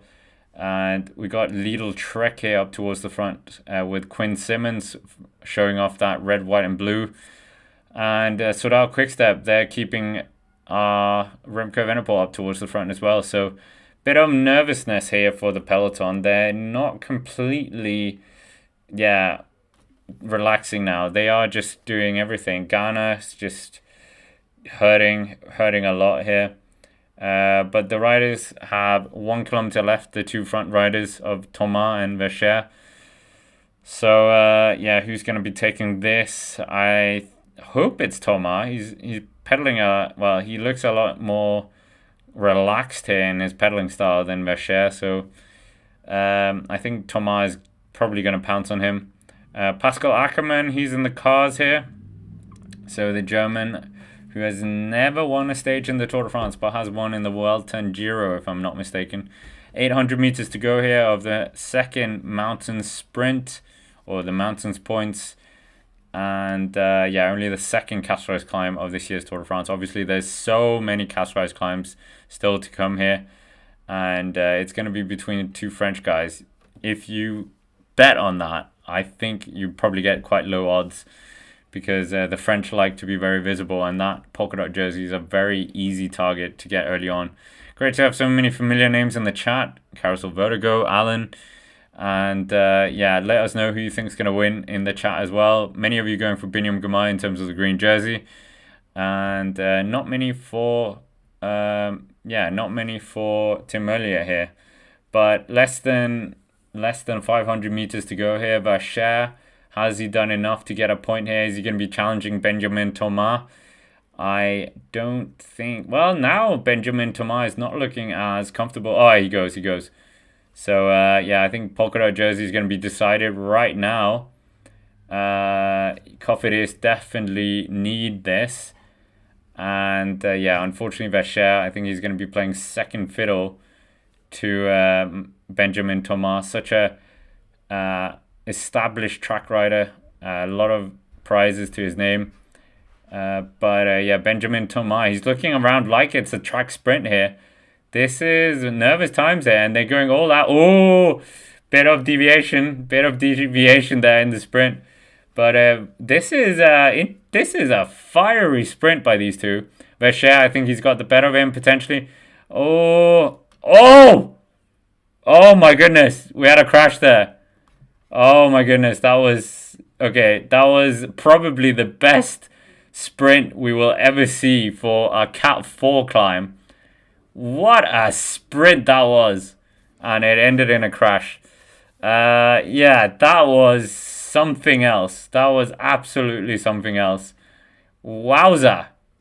That was a sprint and a half. That was incredible.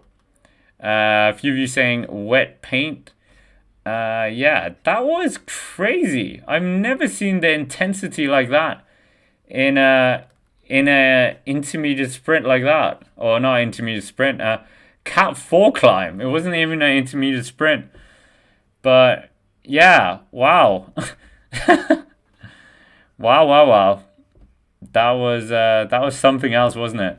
77.9 kilometers still to go here of the stage. And that was something, wasn't it? But Visma Leasebike, Soudal Quickstep and them, they're coming up the road as well. Wow, I'm still in awe of what just happened there. But yeah, what a mess. What a mess. Yeah, so that quick step there, taking charge at the front here. 77.5 kilometers to go. We still have one intermediate or one categorized climb to go. But that was a very crazy crash. I've never seen anything like that. That was something. Yeah, we should vote as well. Who do you think was in the wrong? That was an epic crash. That I've never ever. Benjamin Thomas just getting a bit of TV time after that crash. But Benjamin Thomas gets the point. Who was in the fault for the crash? Was it Vacher or was it B. Thomas? That was spectacular. That's been a highlight so far. Yeah. 76.4 kilometers still to go here. And we will wait to see. That was crazy, wasn't it? I'm still in shock over that. But the tempo looks like it's building a lot here for the World Tour. Oh, for the World Tour, for the Peloton. They're looking a bit nervous now. So I think this is going to be Echelon's time. We're going to get Echelons coming up here. But that was crazy. Echelons are happening in front of our very eyes here. So it is Echelon's time. So if you had Echelons on your bingo card, that is happening right now. So a lot of riders getting caught out here. Obviously, there was a bit of a descent, so that helped a lot. And then into strong crosswinds. So beautiful Echelons is what we're seeing now. And we are going to get some nervous riding now. There's probably going to be someone caught out by this. Sudal Quickstep absolutely ripping this up at the front here. And they are very good at riding Echelons as a team in their history. They must just do that in winter camps. Or they just go to Belgium and do it, or in the Netherlands. But Lenny Martinez in trouble once more. Lenny Martinez absolutely struggling here. Yeah, not good. We're seeing Simon Yates here having a bike change. Simon Yates, the Giro d'Italia champion, not that long ago. So, yeah, Simon Yates, mechanical here. But the pace is on here, so it's not the time to have a mechanical. Visma Lease bike, I think they're coming to the front here to try and just neutralize the speed, but I don't think the rest of the teams are going to allow that. 74.8 kilometers still to go here. Tim Wellen, Simon Yates out the back here. So after that mechanical, being followed by his previous team or Jacob Alula. But yeah, for the time being, this is nervous times right now. The Giro d'Italia champion, is he going to emulate the Giro champion of last year and win the Tour de France? 54 seconds. Simon Yates is behind now. We were speculating if they're going to keep Simon Yates in the GC for as long as possible. And Matteo Jorgensen, but I mean, if he's losing this kind of time, then maybe not. So yeah, Tim Wellens up towards the front here. It's not Wout van Aert, even though he has the Belgian national kit, and he is right now riding in front of all the Visma Lease bike riders. EF Education needs to post up towards the front as well. 55 seconds back for Simon Yates here. So Simon Yates is losing a bit of time here. I suspect he'll just be surfing the cars until he gets back in to the bunch. But 73.8 kilometers is still a long way here. The sprinters teams will be taking it up at some point, but we still have that well, not intermediate sprint anymore, but we have the third and final intermediate KOM point, the Cap 4 climb, the Mont Noir, the Black Mountain, I guess. It's not quite Mont Ventoux, but Mont Noir at 1.3 kilometers at 6.1%. So the peloton will see that in around 30 kilometers time. And the pace they're going, well, they're taking a bit of the speed out of this. So yeah, it's kind of a block formation at the front, and that's always when you can tell that the speed has kind of been reduced a bit. It's not kind of single line as we saw before, but there's definitely a number of riders who are having a hard day here, being caught out by splits, etc. So yeah, this is nervous times for everyone who is not at the front here. We're seeing Mario Schmidt just trying to fight his way back as well. Movistar riders towards the back as well. Astana, Lenny Martinez having a terrible day here. So, yeah, not good at all. But, yeah, Lenny Martinez, I was hoping white jersey, maybe top 10, but maybe, I mean, he's still super young. He's like 21 years old, so a lot of pressure on such a young guy. And obviously he's going to develop into a rider, but he's absolutely he's feeling it right now. You can see he's hunched over the bike. But yeah, there's a bit of worrying times here going on. The speed is going up and down. 204 is out the back here for Israel Premier Tech. Let's find out who that is. Sorry, I haven't learned the start numbers off by heart. I know number 1. Obviously, we all know number 1. But 204 for Israel Premier Tech. That is Guillaume Bovine of of Israel Premier Tech, and Canada. So yeah, Greg Zimmermann here, the German national champion. He's just struggling towards the back end of the peloton as well, 72.5 kilometers. Tim Wellens doing a good job still out towards the front of the peloton. Luke Durbridge as well, just trying to keep his 2 captains safe as well with Ben O'Connor and Dylan Groenewegen. But Visma Lease Bike are burning a lot of matches at the front here. So Visma Lease Bike doing a lot of work here. But Gorg Zimmermann, we just talked about, another mechanical here. Yeah, a lot of mechanicals happening. A lot of mechanicals here. But Lenny Martinez comes past the German national champion here. Lenny Martinez is just, yeah, I think Carousel Vertigo is correct. I think he might be ill. Yeah, it looks like that. Yeah, Nils Pollitt. That is a worrying one as well. So UAT Mermaids, that is one of their chief cards here. He's in that pack with Zimmermann and yeah. So we'll wait and see here. But absolutely diabolical time for many of these riders with that. So we'll wait and see here. But for the time being, so good so far for Tadej Pogacar and Jonas Vingegaard. They've not really put their noses in front for too long. Jonas is probably the one who was at the front a bit too long. Well, not really. I think Tadej Pogacar was actually at the front of the peloton for a few seconds. So yeah, the GC team's very nervous about this. The sprinters team's obviously super excited about this because there's a yellow jersey that could be winning.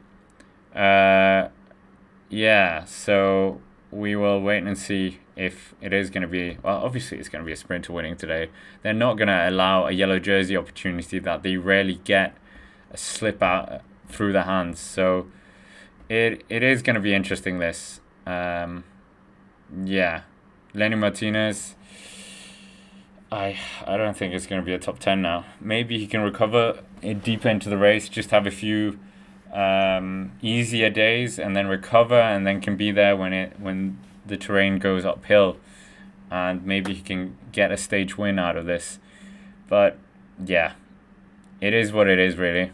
The Tour de France is kind of, yeah, you have plans, you have ideas, and then it smashes you in the face. We've seen that with so many teams where they've had to change the whole strategy because one of their riders crashes or is feeling under the weather, and yeah, it can absolutely just annihilate your whole aspirations.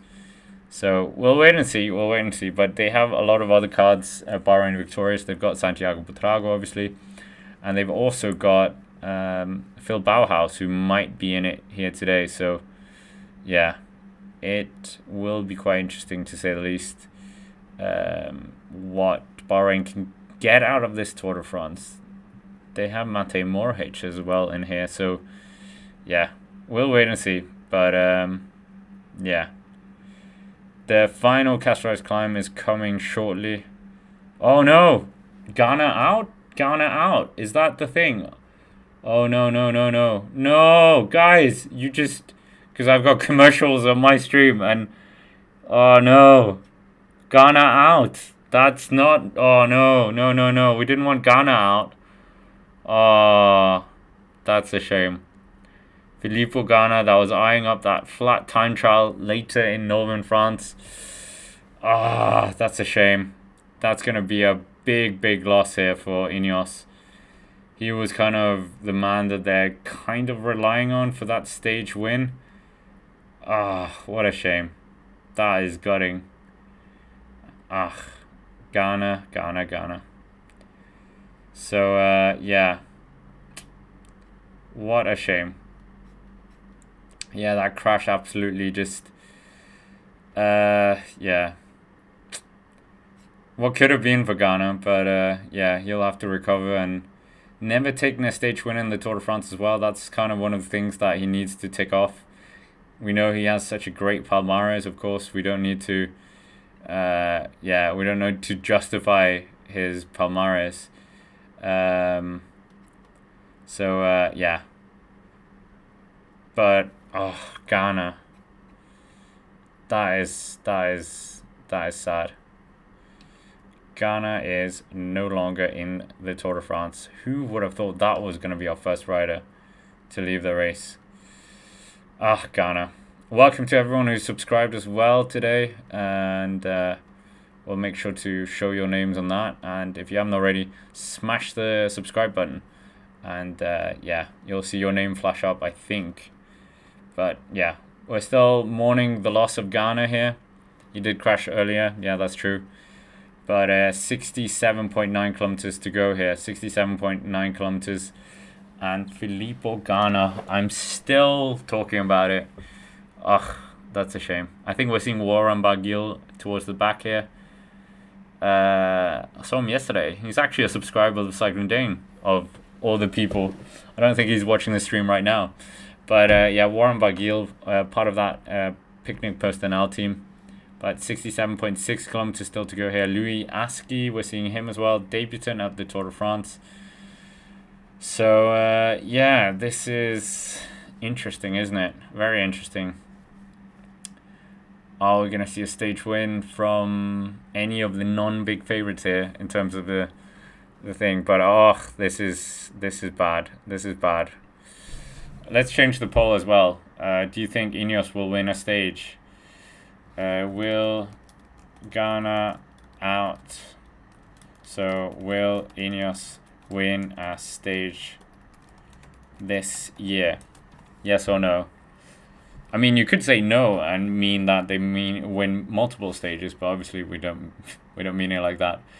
Anyway, 67 kilometers still to go here. Alpecin up towards the front, Arkea up towards the front, Ineos up towards the front. UAE. Luke Durbridge here as well, Victor Campenaerts. These riders are going to get very familiar with each other on the flat stages. And no one had Ghana leaving the race on the first day on their bingo card, I think. I don't think so. I did not have that. Such a shame. We all want to see Ghana win at the Tour de France, let's be honest. So, big shame here. But Niels Pollitt, is that who we're seeing here? Riding in front of Tim Wellens. It doesn't look like it because he hasn't got the rainbow bands. Number 8 here coming back into it. That's Adam Yates, not Simon Yates. Wearing the number 8 is also very lucky in Chinese culture, I think. And we'll see if that'll be lucky for Adam Yates. Super strong rider. Anyone who's been following the Cycling Day know I am a big fan of Adam Yates. Actually both of the Yates brothers. I always think that if they were a different nationality, maybe they would be a lot more famous if they were Spanish or Italian. But yeah, Adam Yates and Simon Yates, both in this race. They were both on the Giro d'Italia as well. But Adam Yates, obviously former podium finisher here, former white jersey winner like his brother. And has he won a stage winner? I don't think he's taken a stage, but he was very pivotal last year, being used as a tactical pawn by UAE Team Emirates in some of the best strategic moves I've seen from a GC team in a long time. They sent him up in one of the break stages or crosswind stages and absolutely forced Visma Leasebike to do all the work. That was a very, very good move. And then they also launched him off the front on one of the mountain stages, and then Tadej Pogacar rode up to him, and then suddenly they had a tandem on the mountain. So, yeah, we will see. But for the time being, it's quite calm right now in the peloton. It seems 64.8 kilometers still to go here of the stage. And yeah, what a shame for Ghana. What a shame. What a shame for Ineos as well. 60% of you believe Ineos are not going to be taking a stage win here. So yeah, that we're still mourning it, aren't we? We're still mourning it. Ghana is no longer. So Ghana is, well, he still is, but he's no longer in this year's Tour de France. So we're seeing a very beautiful shot of L'Église Saint-Pierre. We've got no Pierre in the race. Have we? Pierre Latour? Is Pierre Latour in the race? Maybe not. Now I have to double check that, don't I? Can't make jokes and then not be factually correct. But he is, of course, riding for Total Energies. Didn't he win the Boucle de Mayenne? But yeah, no, Pierre Latour is not in the race. So, or is he riding for a different team? Now I have to Google or check on Pro Cycling Stats for Pierre Latour. Ugh, that's what this church has made me do. But yeah, 64 kilometers still to go here. It's a very slow pace now at the peloton. They're not really ripping it up right now. So yeah, Pierre Latour is of Total Energies. He's not at the Tour de France, and he didn't win Boucle de Mayenne. He did win a stage and came second in that race. Who won? Wasn't it Astana? Aaron Gate. Wasn't it Aaron Gate? Yeah, it was Aaron Gate. Nevertheless, 63.9 kilometers still to go here. Yeah, this is interesting, isn't it? What is going to happen here? I feel like we've already had excitement in the race here. Visma Lisa bike next to Jacob Alula. UAE Team Emirates up here as well. Alpecin looking very motivated for this. Desperately want to continue their very good run of wins with Jasper Philipsen taking 3 stage wins last year, 4 stage wins the year before.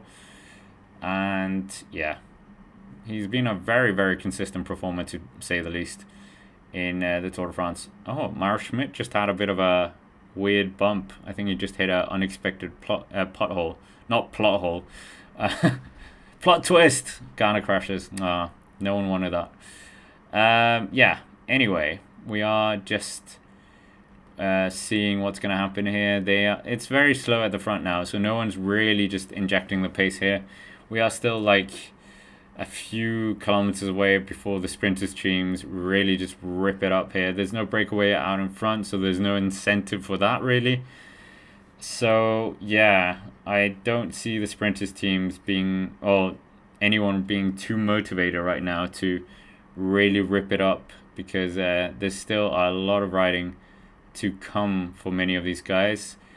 So yeah, it's very calm right now. Very calm, to say the least. Who's going to be winning today? We're seeing Benjamin Thomas, the most ridiculous crash we've seen ever, I think, on a Cat 4 sprint. That was beautiful, poetic, whatever you want to say it. Yeah. I didn't think we were ever going to see that. 2 riders being so animated, being so... Yeah, I don't know. I don't know what word. Yeah, if anyone in the chat can say what word would describe that crash perfectly. Yeah, I don't know. But we're seeing Visma Lisa bike coming towards the front here. It looks like the pace is just increasing ever so slightly here. The peloton are starting to kind of string out a bit. 61.8 kilometers still to go here. UAE Team Emirates, Alpecin, and Visma plus Soudal Quickstep. They're just injecting a bit of pace here. And yeah, road furniture everywhere. So yeah, they are just injecting a bit of pace here. We can see there is a bit of wind here, so I think they're coming into a headwind right now. So yeah, 61.4 kilometers. It's not that long when you're going almost 60 kilometers an hour for these riders on a very pan-flat roads. Lenny Martinez, obviously. There's a lot of riders that have kind of been feeling today as well. A lot. 133. Who's that for care? 133. Dylan Groenewegen getting interview at the start of the day. He hasn't got that funny mask. Maybe that's been outlawed by UCI. They seem to love to absolutely kill everything that isn't, I don't know what they like. They had their new things that they were banning. What was it? The gears now, the handlebars as well. That was also banned. So narrow handlebars. So tech innovation is always halted a bit by the UCI, but yeah. Alvaro is saying unnecessary. Okay, that I like that word for that sprint crash that we had on the Cat 4 climb between Benjamin Thomas and Matteo Vercher. William asking, are Vercher and Thomas still in the race? Yeah, I think so, because we only had Ghana as the only one. DB Cooper saying, describing the crash, funny. Well, I kind of agree with that. So the pace is kind of taken out a bit as well. So the pace isn't completely that high. It's 60 kilometers to go now. Quinn Simmons here, he's pedaling quite hard here towards the back end of the peloton. So maybe it's a bit deceiving here. This is the point where I would love to see what's being displayed, but yeah, the organizers don't really show the watts most of the time when we want to see it from the riders, because you would love to see how many watts they do in kind of a crosswind setting, and it can be a lot of watts here. But Quinn Simmons here, he's just hovering around the back end of the peloton here. I think he's going to be on bottle duty momentarily. So the pace does seem fairly as relaxed as it can be in the Tour de France on the first stage. So 59.6 kilometers still to go here of the stage. Lidl Trek up here, looking for something with Jonathan Milan. They want to continue that incredible string of results that they've had this year. EF Education Easy Post, they're up here as well. Picnic Post NL, Movistar, Ineos Grenadiers, Visma Lisa Bike, UAE Team Emirates, Alpecin Deceuninck, Ineos. What is Ineos doing in this year's Tour de France? Is it for Carlos Rodriguez? Is it kind of a memorial last heroic tour for Geraint Thomas? Are they going to try and get him as high up in GC? I mean, he has finished on the podium in the Giro d'Italia the last 2 years before this Giro this year. So we'll wait and see. But Simon Yates, he's just back here. Simon Yates, what is his role going to be in this year's Tour de France? The Giro d'Italia champion, already the best signing of this year. And we'll see what he can do here. I said he was going to be a great signing, and he was going to win the Giro. And many people made fun of me in the comments. But yeah, who's laughing now? Well, we're all laughing because we saw that Benny Hill crash. So what are we saying as well? Space is saying combative. Who's going to get the combativity award today? Benjamin Thomas, probably. But he's going to have the polka dot jersey, I think. But EF Education East Post, Movistar, Ineos, Visma Lisa Bike, and UAE Team Emirates are taking the riders through these very narrow roads here in a town. And we are getting very closer to the next, the next Cascais climb, the final Cascais climb of the day, the Mont Noir. So, Noir. That's probably better. But it's been an interesting stage, I have to say. A lot more action than I was anticipating. Number 13 we're seeing here, the numbers being put upside down. It looks like Tish Benoot, the riding style. And he is a very good rider, as we know. Very good rider in the kind of rolling terrain, a very good domestique. Definitely a rider you would sign if you was starting a team. So we'll wait and see. But 57.9 kilometers still to go here up the stage. Oh, it's intriguing, isn't it? Who's going to be winning the stage? Is it Merlier? Is he going to win his first stage since joining Soudal Quickstep? Very, very strong rider, as we know. Total Energy is saying, come on, guys, come on. It's a terrible day for everyone with the stress, and everyone is suffering physically. So, Total Energies. Is everyone suffering? I don't know. Are they? Maybe. But yeah, maybe he's not too happy about what's going on. We're seeing the UK or the Great Britain sleeves as well from the former champions of Geraint Thomas and Connor Swift. We're seeing EF Education Easy Post really making sure that they're up towards the front here. It looks a bit like Velgein. I'm not sure it is Velgein towards the front here. Velgein said to Danish media that he desperately wants, not desperate, well, I guess desperate, desperately wants to try and take a stage win in this year's Tour de France. It's kind of one of the things missing from his Palmares, a stage win in a Grand Tour. Obviously, he's had a heroic comeback since his very bad injury. Was it in the Route d'Occitane a few years ago? He's a former Amstel Gold winner, former Omloop Het Nieuwsblad winner as well. But yeah, the man now riding for EF Education Easy Post desperately wants to take a win. One of two Danes in that team. We also have Kasper Eskain, who took a stage win in the Giro d'Italia. So yeah, after losing Richard Carapaz, EF Education Easy Post have had to kind of change their aspirations a bit. They still have a lot of interesting riders for sure. Nielsen Paulus, Albanese, Vandenberg. So yeah, we'll wait and see. But there is a lot of good sprinters in this year's Tour de France. It's crazy. It's maybe on par with Marcel Kittel, Andre Greipel, Mark Cavendish, that kind of time. Peter Sagan as well.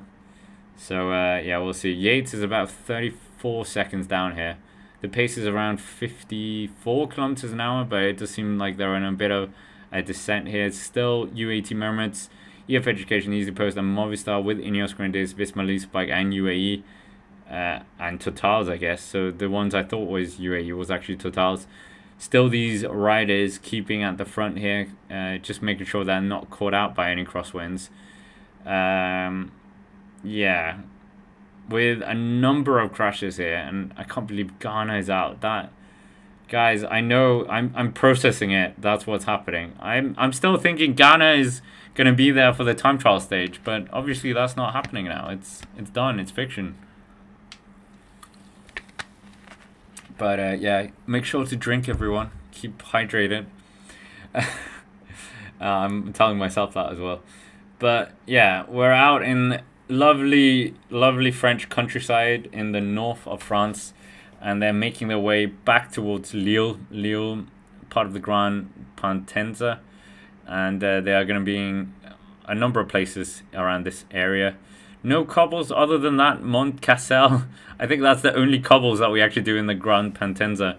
You would have loved to have seen like Truan Arenberg, just throw that in, see what happens. But I think many of the climbers would completely protest against that, with good right, because yeah, it's a horrible piece of road, and yeah, I think Tadej Pogacar would probably put like 7 minutes into some of the more leaner climbers or the smaller climbers on that piece of road. Maybe that's too exaggerated, but Simon Yates is still the rider that we're seeing just hanging off the back here with about 35 seconds. He can't really get a sticky bottle or draft behind the cars because the TV cameras are on him. So the eye is watching him. The Sauron eye is on Simon Yates now, so he can't really do anything or he would get a fine. But 32 seconds, yeah, I think he should be fine. I think when the TV cameras disappear, he's just going to get behind a car and then eventually get back. I think that is probably what's going to happen. But the TV motorbike is there because nothing's happening. 29 seconds, 54 kilometers still to go. We're getting ever closer to that Mont Noir. And yeah, what are we saying here? JT is saying motorbikes are way too close to the front of the peloton. Yeah, I think so. I heard also from a Danish photographer who's been part of the Tour de France setup for a number of years. It's very hard for the photographers to get on motorbikes now because there's been a few crashes over the years. So now it's only a very, very select few who are actually photographers on the motorbikes. So yeah, limiting the opportunities for a number of outlets, I guess. But Simon Yates, it seems like he's just getting a bit of help from his former team of Jacob Alula, the team car. 20 seconds now, so he is going to make it way back. But that's our only real plot of the stage right now, of this part of the stage. we have had a lot of action already, but yeah, it's kind of a bit subdued now, the action. 53.3 kilometers, 15 seconds now, Simon Yates. Visma Lisa Bike, U80 Mermaids, they're going to be very, very close to each other all the way to Paris. And what James said as well there in the comments, no Ghana, no Carapaz. Yeah, total bomber. I do agree with that. Geraint Thomas up towards the front as well. Jasper Philipsen was talked to at the start of the stage. Yeah, very, very good riders, we know. Green jersey, 2023. Second place in the green jersey last year. So, yeah, phenomenally strong rider when it comes to a sprint and consistency. Alpecin, obviously, a very sprint-focused team and classy, hillier terrain as well. They brought Caden Groves as well. So, it will be quite interesting to see where Caden Groves fits in to the sprint finale. Is he going to be used as a lead-out man? Is he going to be doing his own chances? Yeah, we'll wait and see. But normally when they're two sprinters, it's strange, isn't it? When can we think of when they brought other two sprinters as well? Philipsen with Tim earlier, when Alpecin had that. They both got a stage win, if I'm not mistaken. So, yeah, obviously, Astana, they had Kespol with Mark Cavendish. So, yeah, you can bring multiple sprinters, but, yeah, 52.3 kilometers still to go here of the stage. 135 getting a bike change here for Ikea. 135, I want to say Kevin Moklan, but I don't think it's Kevin Moklan. Let's get to know 135. It is Raul Garcia. So, yeah, Raul Garcia getting a change here for Arkea B&B Hotels. So Arkea, we'll see what they can do. They're in a fierce battle for the World Tour as well. So Arkea really need to get some World UCI points here if they are still going to be a World Tour team by next year, because Astana is doing a very good job and Koflis as well trying to do a good job as well. Riders out the back here in the team cars. Matteo Vacher, oh no. Our other rider who was featured in that crash we saw earlier. The silliest crash we've seen in a very long time. Absolute comic gold. And Matteo Vacher was almost just wiped out by the Ikea car there. So, yeah, that would have been two crashes. But Simon Yates is back in the bunch. So, all Simon Yates fans, including my own partner, are going to be very happy about that. So Simon Yates, the Giro d'Italia champion, is not going to be losing time, it seems, on this stage. We're almost at 250 likes as well, so if you haven't already, smash the like button, and I think it's time for a new poll as well.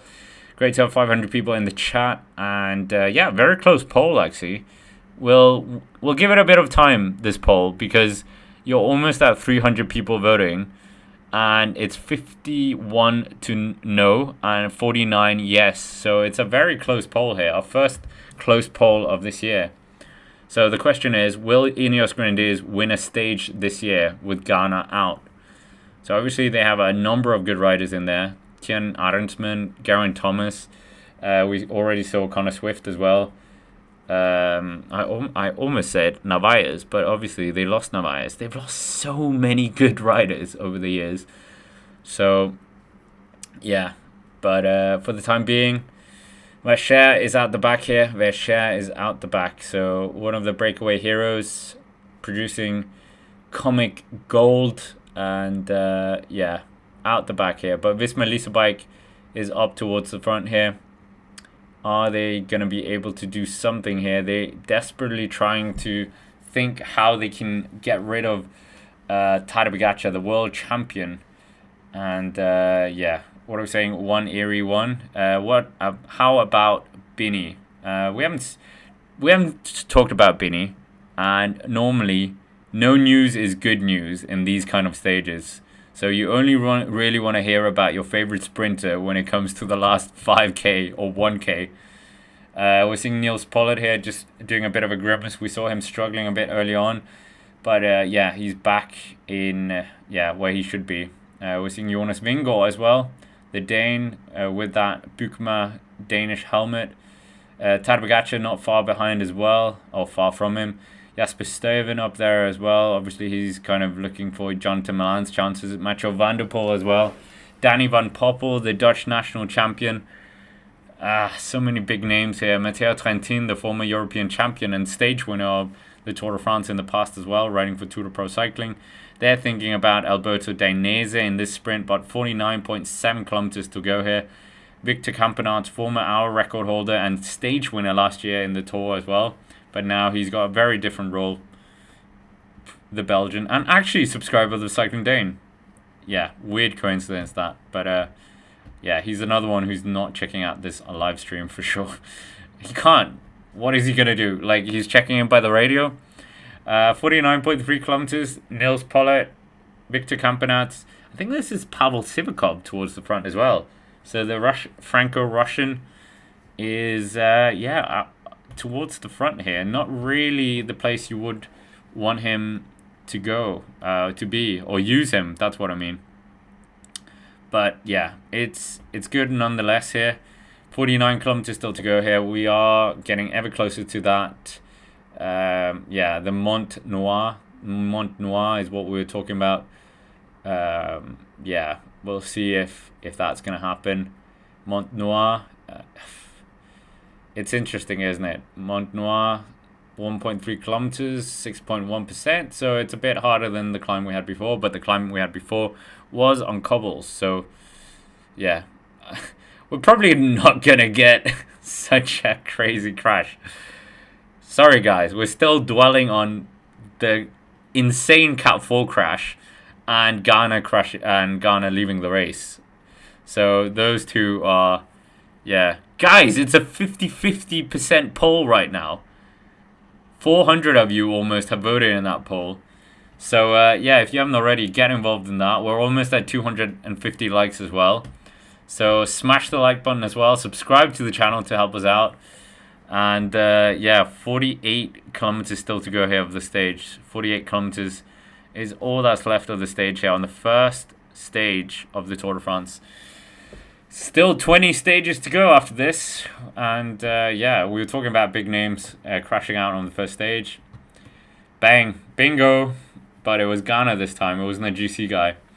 So, Have you guys noticed the crowns as well in the comment section? So, Brian says it's crown number 3. So, does that mean you're the third highest commenter? Is that what's going on here? If anyone can explain that, then let us know. But, oh yeah, we've got a ranking. Top fans. Oh my goodness, you get points now for commenting in the chat. What is that? Okay. So, guys, we have a ranking in the comments by YouTube. So, that is funny. That is funny. Okay, maybe we'll do it like this. We'll do a prize for whoever's number 1 at the end of the first week, and then end of the second week, and end of the third week. I think that would be quite funny. 47 kilometers still to go here. So, yeah, I don't know how you get points. So, 47 kilometers. Crosswind. Well, it's not really crosswinds now. It's kind of... they've got wind from behind, I think, right now. It's not too high, ups in towards the front. It's quite a... We need to call that something. A block at the front, so they're not strung out here, the peloton. Groupama FDJ up towards the front as well. And, we'll wait and see. We'll wait and see. Great to have Frelvik as well from Sweden. Finally, it's time for the event of the year with sports number 1 comment. Oh, that's too kind.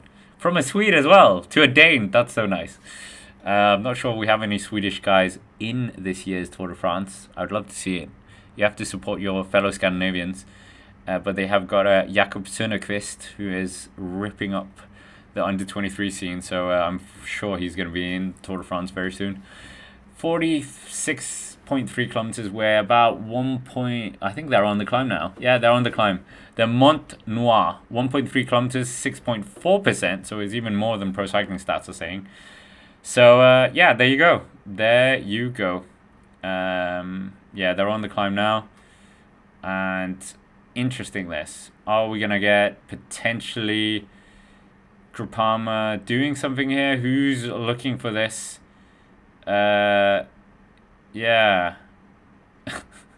Fab size. Oh my god. That yeah, okay. Maybe the points thing doesn't really work. That's true. Point taken, point taken. 800 meters still to go here. UAT Emirates. Visma Lisa bike up towards the front. Yeah, maybe I should rethink. We'll definitely have a prize, a giveaway, because I've got a few things to give away from various cycling events. So yeah, we'll put that on Instagram and I think the community as well. But on the community chat, is that what it's called? But yeah, 45.7 kilometers, less than 700 meters here of the last categorized climb of the day. We are seeing Lenny Martinez has made his way back and he is still struggling here. And I think it was, who was it? Was it William or Carousel Vertigo who said he was ill? Jonas Vingegaard up towards the pointy end here. Who's going to take that solitary, singular polka dot point? Good question here. It doesn't seem like anyone's too fascinated by this point. We are going to get Benjamin Thomas here. But as Patrick Blake, our own Patrick Blake says, every point here counts the same as points in the final few stages. So if you had some lingering thought of maybe doing the polka dot jersey, I mean, this would be a very, very easy point to get because nobody really too bothered about this. Jonas Vingegaard up towards the front here. Bissinger abandoned as well. So we're already 2 time trialists down on the first day. That's a shame. But Vingegaard looking around here. Vingegaard, is he thinking about snatching this point away from everyone? Yeah, this is looking interesting here. They're looking around now, looking around. Jonas Vingegaard, is he just going to snatch this point? Is he just feeling it? Oh, Vingegaard. I think Vingegaard is going to snatch it. Vingegaard is looking around. I think he's going to take it. So, our first point for Jonas Vingegaard in the Mountains Jersey classification. So, yeah. That is funny. That is very funny.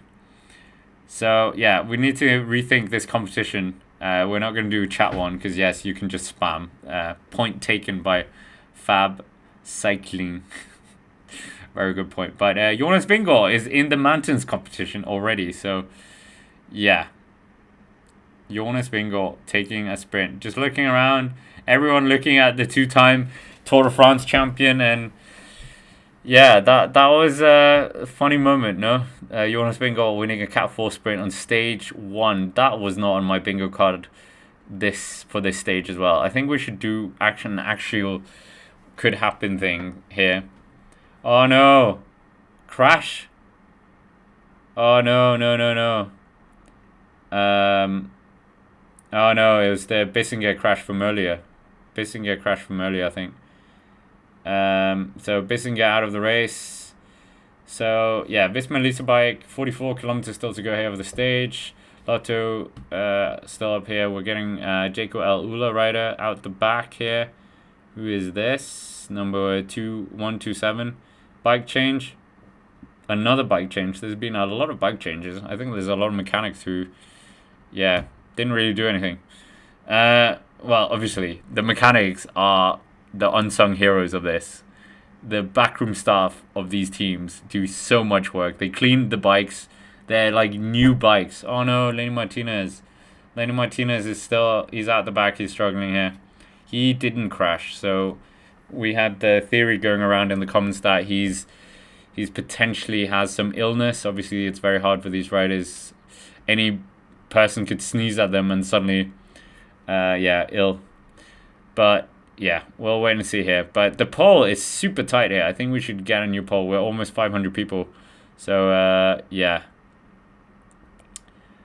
Yeah, Ronda, remember that as well. As Scott and Patrick said, yeah, we did say week 1 going to take some riders out. Yeah, but we didn't think stage 1. Maybe stage 1 was, yeah, oh well. So shame, yeah. But nevertheless, Len Martinez, 19 seconds down. Reynards from Jaco Eula was the rider. Lotto up towards the front here, so we'll see what they can do, the Belgian squad here. Visma Lisa bike still up towards the front here. Visma doing a lot of work here. I don't know if it's going to catch up with them at any point, but being up here so much is, yeah, a lot of work for these riders. But obviously, you kind of have to do that so you don't get caught up in crashes. So it's kind of like, it is a lot of work, but they need to do it.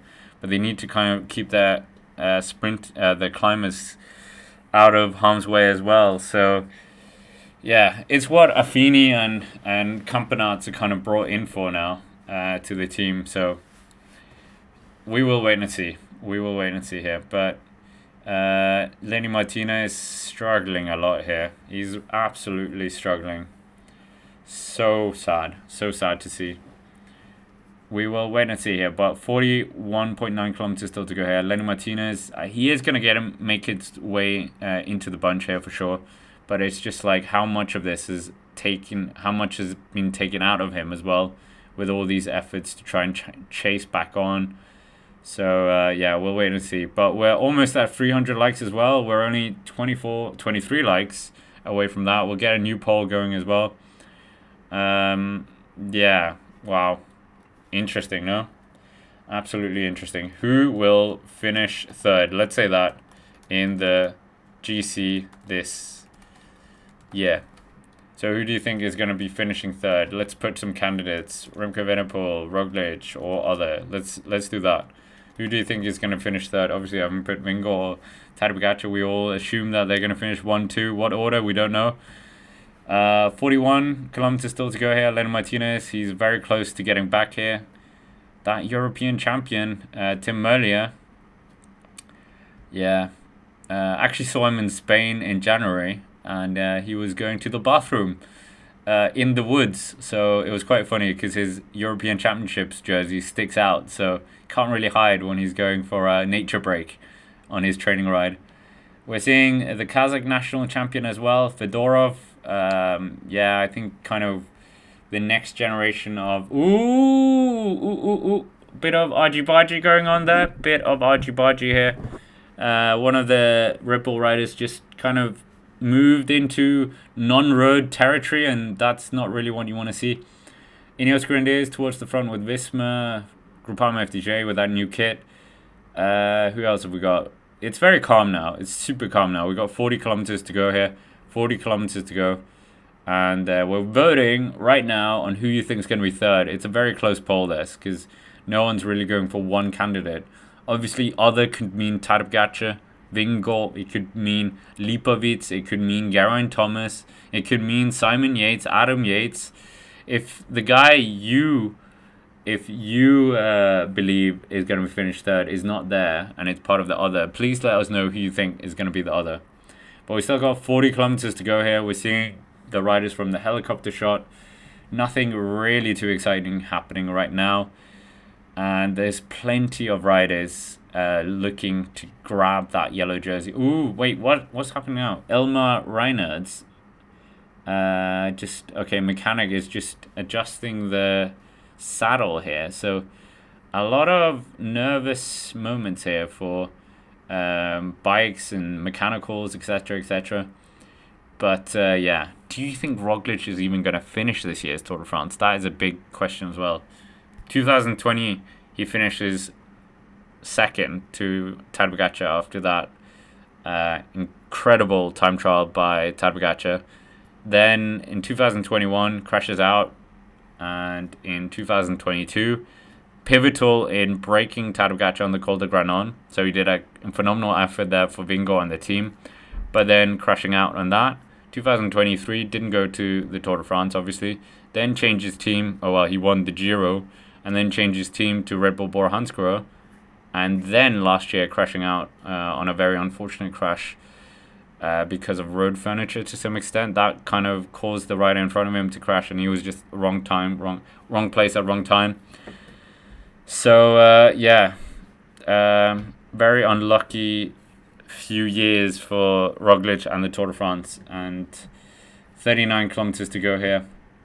Very calm now, very, very calm. No more categorized climbs to go now. It's just pure flat terrain all the way to the finish. I don't even think there's a single meter of elevation here for the riders. So yeah, who's going to be wearing that yellow jersey? Pro Cycling Stats is saying the favourite for them is Jasper Philipsen, Tim Møller in second place, John Milan in third place. So, yeah, interesting that. You got Benyam Gamay as well, the green jersey winner from last year. You got Jordi Meeus as well, Copenhagen sprint winner and Toro the Swiss stage winner as well this year. Dylan Groenewegen, stage winner last year. Tobias no, not Tobias Halle Johannesson. The other Tobias. Well, there's quite a few Tobiases in cycling, all Scandinavians, I think. Tobias Bayer, no, he's not Scandinavian. Tobias Lund Andresen, friend of the channel. And then you got Caden Groves, he's also named in the favorites. So I would say you've got about Arnaud Delis as well. We didn't even talk about him. Arnaud Demar, Brian Kokar, Phil Bauhaus. So, there's so many sprinters. So many sprinters. Pascal Ackermann. Jake Stewart took a surprise win in the Dauphiné. So, I mean, anything can happen in this sprint. Such a washing machine effect. But, yeah, okay. We've got new... How do you... I don't understand this ranking system. Yeah. In the chat, I mean. Obviously, we all understand the ranking system in the Tour de France. So, but 37.3 kilometers, very slow pace now at the front here. It's not DSM. Picnic Postanel. You guys were saying that we should have a drinking game earlier, or hydration game, whatever you want to call it. One of them should be that I named the team the wrong name. That should be one of them. Because Picnic Postanel, I always refer to them as DSM, but that's not very fair on Picnic Postanel that are paying the bill for that team. 36-ish kilometers. Reinhardt is the only real point of interest right now. And yeah, it's a fascinating one, to say the least, what's going to happen on the stage with the sprinters. It's very... Yeah, let's see. The finish does have a few tricky parts. I'll try and get the graphic up for us. So we have, in the final few kilometers, there are a few tricky bends that can catch out teams. And obviously they will hopefully have studied it very attentively in order to maximize their positioning. We're seeing Narvaez here towards the front here, the Ecuadorian national champion. And only other rider to wear the Maglia Rosa of the Giro d'Italia last year. Winner of the Tour Down Under as well. And has been a very, very good signing, I think, to say the least. Great to have Zara in the comments as well. Great to have so many familiar names in the chat. And do let us know where you're watching from and who you think is going to win the stage today. Lee Gregory, I said it the French name, is our current number 3 in the chat ranking, whatever that means. I think I'll try and do some research after the stage for tomorrow and figure out how they do the chat rankings on YouTube. New feature. They didn't have this in the Dauphiné when we were doing the Dauphiné chats. Carousel Vertigo, we haven't heard Alaphilippe's name in a while. Yeah, he was struggling a bit in the crosswinds earlier. We're seeing, is this Tobias Foss as well? So many of the Tobiases in the chat. Do we still have Tobias Ludvigsen in the peloton at all? Not in this race, but we used to have like a Tobias from Denmark, Tobias from Norway, and a Tobias from Sweden. So that was quite funny if you were Scandinavian. But another friend of the channel, Tom Skoinge, is at the front here, the double Latvian national champion. We've got the Norwegian champion as well up towards the front. A lot of the national champions up here. Obviously, all the riders who won the national championships are in good form. Yeah, it's kind of sometimes the national championships can be used as kind of a bit of a calling card to say, I should be in the Tour because look at my form. But great to have 700 people in the chat. Let us know where you're watching from. And we're only 4 likes away from hitting 300. So we will try and see where we do relative to each stream. But yeah, 34.4 kilometers. Very interesting stage, but now it's a bit of a lull. But 34.3 kilometers, and this, yeah, maybe give it around 10 more kilometers, and I think we're really going to see the sprint teams winding it up here. But they are at the front here, so they are at the front. You've got Groupama Stiche up here, but they don't really have a sprinter. Louis Aski, are we saying he's a sprint threat here? You've got Alpecin up here. You've got Tom Scoins leading out the Lidl Trek team. You've got Visma Lisa Bike with Victor Campenarts. You've got Ineos Grenadiers with their former world time trial champion of Tobias Foss. You've got Narvaez being used here, which is a bit of a waste. He's more of a hillier guy, if you will. Maybe you should have used Pollitt here instead. But yeah, it's looking quite interesting right now. The dynamic of the peloton. Are we going to see anyone really just rip it up here, open up? Yeah, maybe. Soudal Quickstep definitely want to try and get this win with Tim Merlier. They did, well, last time they took the yellow jersey on the first stage was Yves Lampard. With that surprise win in the prologue / time trial in Copenhagen. Very wet day there, of course. Okay, radio message from EF Education News Post. There can still be splits. Stay focused, boys. You've done it. Good so far. So EF Education News Post just getting a bit of excitement there. We will wait and see. Yeah, we'll wait and see. But it is still blowing the wind, and 50 kilometers an hour they're going here. The peloton is not that big, so there's probably a gruppetto forming somewhere. And we will wait and see if we're going to see some interesting sprinter battles. But I'm a bit, obviously I'm not riding, but I would be very nervous if I was riding in the finale here. There's a yellow jersey and stage win up for grabs. I think chances or risks are going to be a bit, the risks are going to, what are we trying to say? They're going to be ignored a bit. I think teams are going to push the risk barrier a bit more than they probably would do in the stage 2 of Tour of Denmark, for instance, or stage 2 of the Dauphiné. There you go. So, we're seeing Tim Merlier. He is surrounded by teammates. Jonathan Milan is not far away from him. 31.8 kilometers still to go here of the stage. Who is your money on? Fictional money, I guess. I don't know. Jonathan Milan and Tim Merlier, these two guys, it's going to be a juggernaut, absolute juggernaut clash here between the two of them. I can't remember the last time we saw them. I'll get the head-to-head record up and then we can dissect that. But thank you, Runda, as well, for a bit of coffee money or gelato money. La Glace? I think that's ice cream.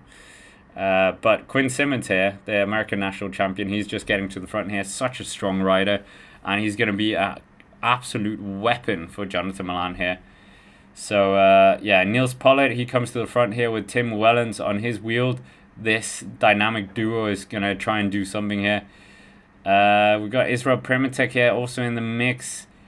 We will wait and see what's going to happen here. This is a tasty stage, to say the least.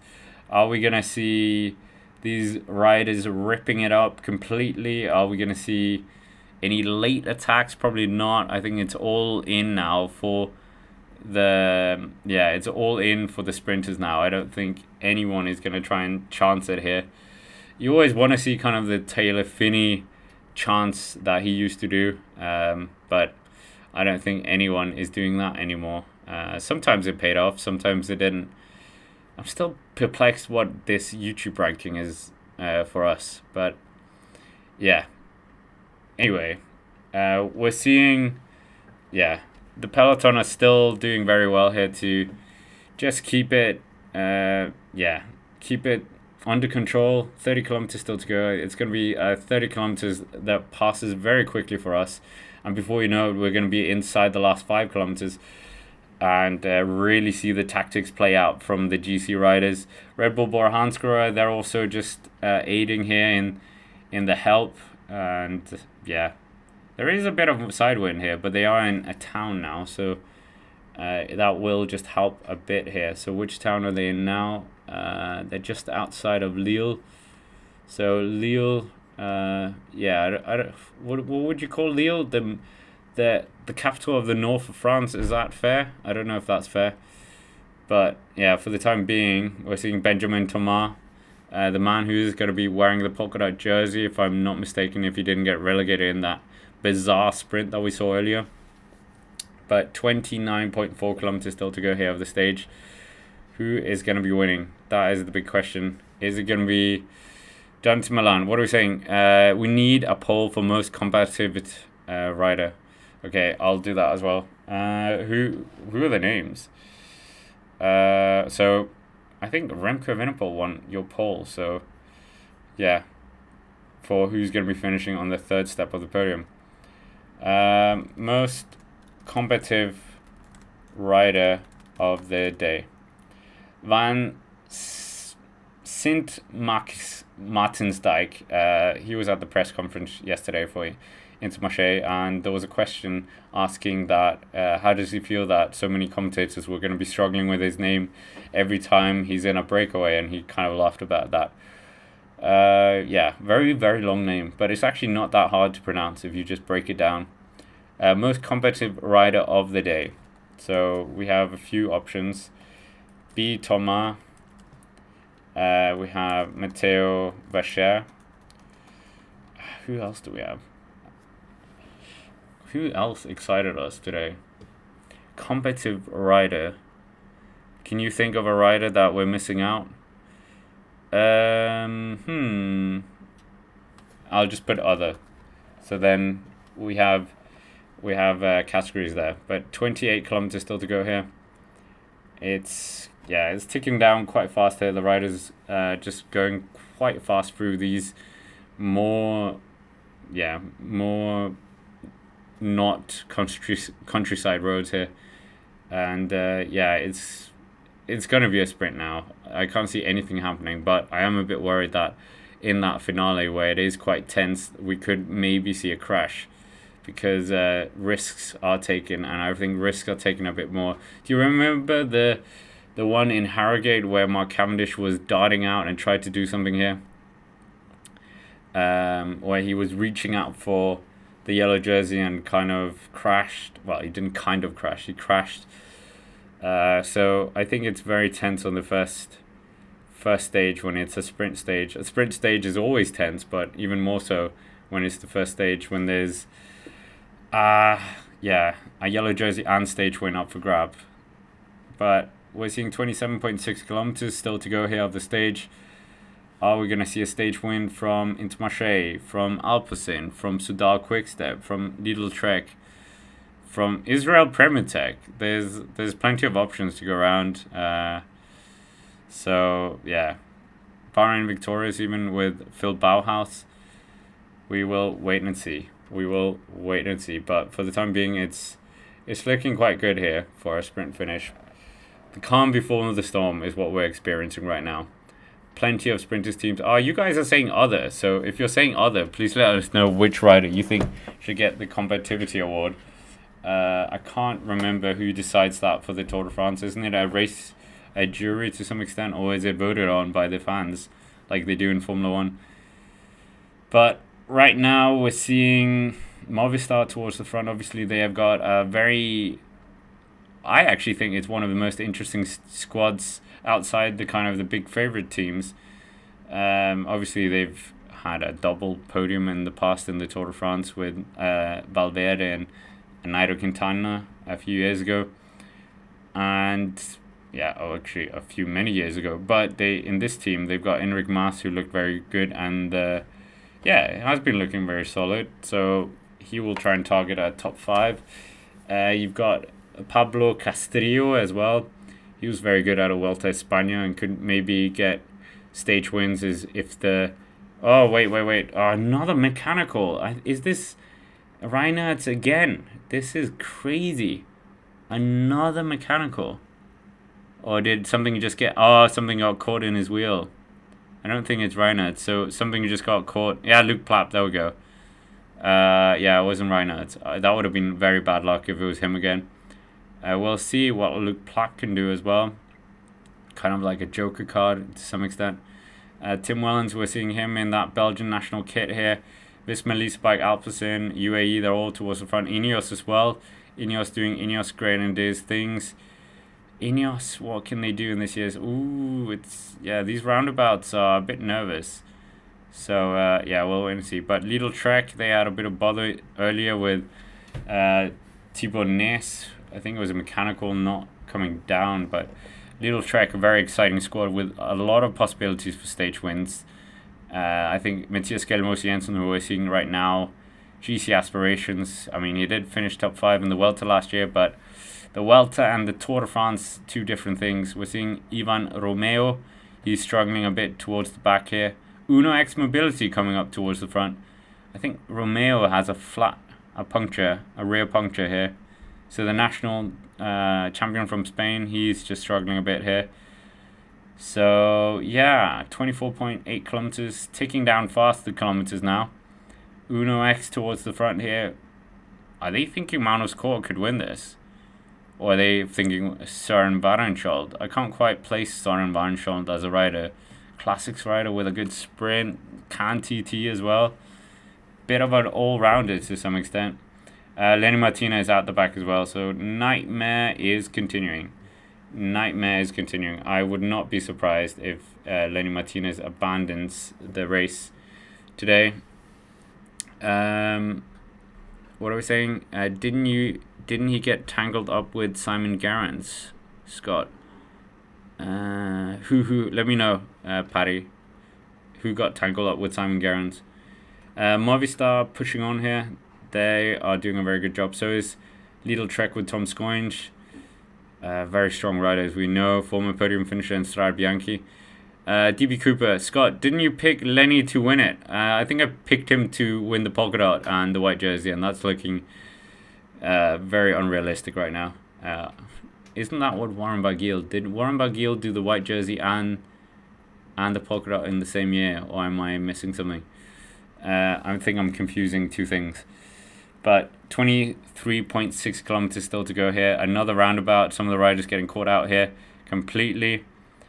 This is worrying times. We're going to get echelons, I think. Echelons are on the program once more. It's dipping in and out of echelon country here.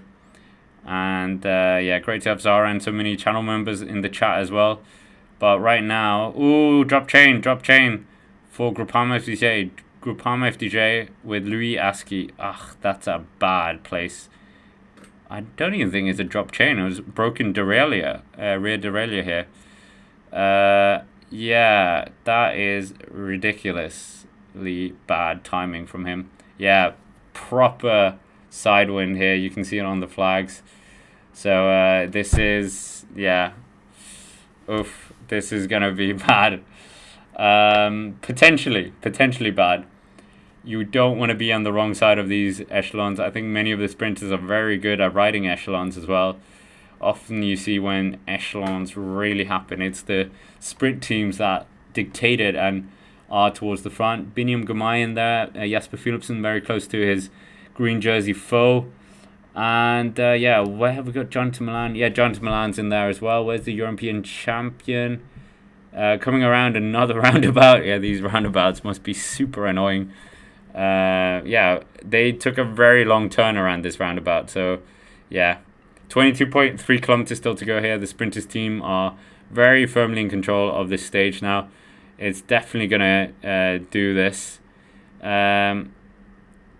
We will wait and see. Jonas Vingo up towards the front here as well. Jonas just pushing on. He's a bit isolated now. Hasn't got his lieutenants around him. Matteo Jorgensen. Movistar a bit confused about this as well. Yeah. But Visma Leasebike getting towards the front now. So he's found his teammates.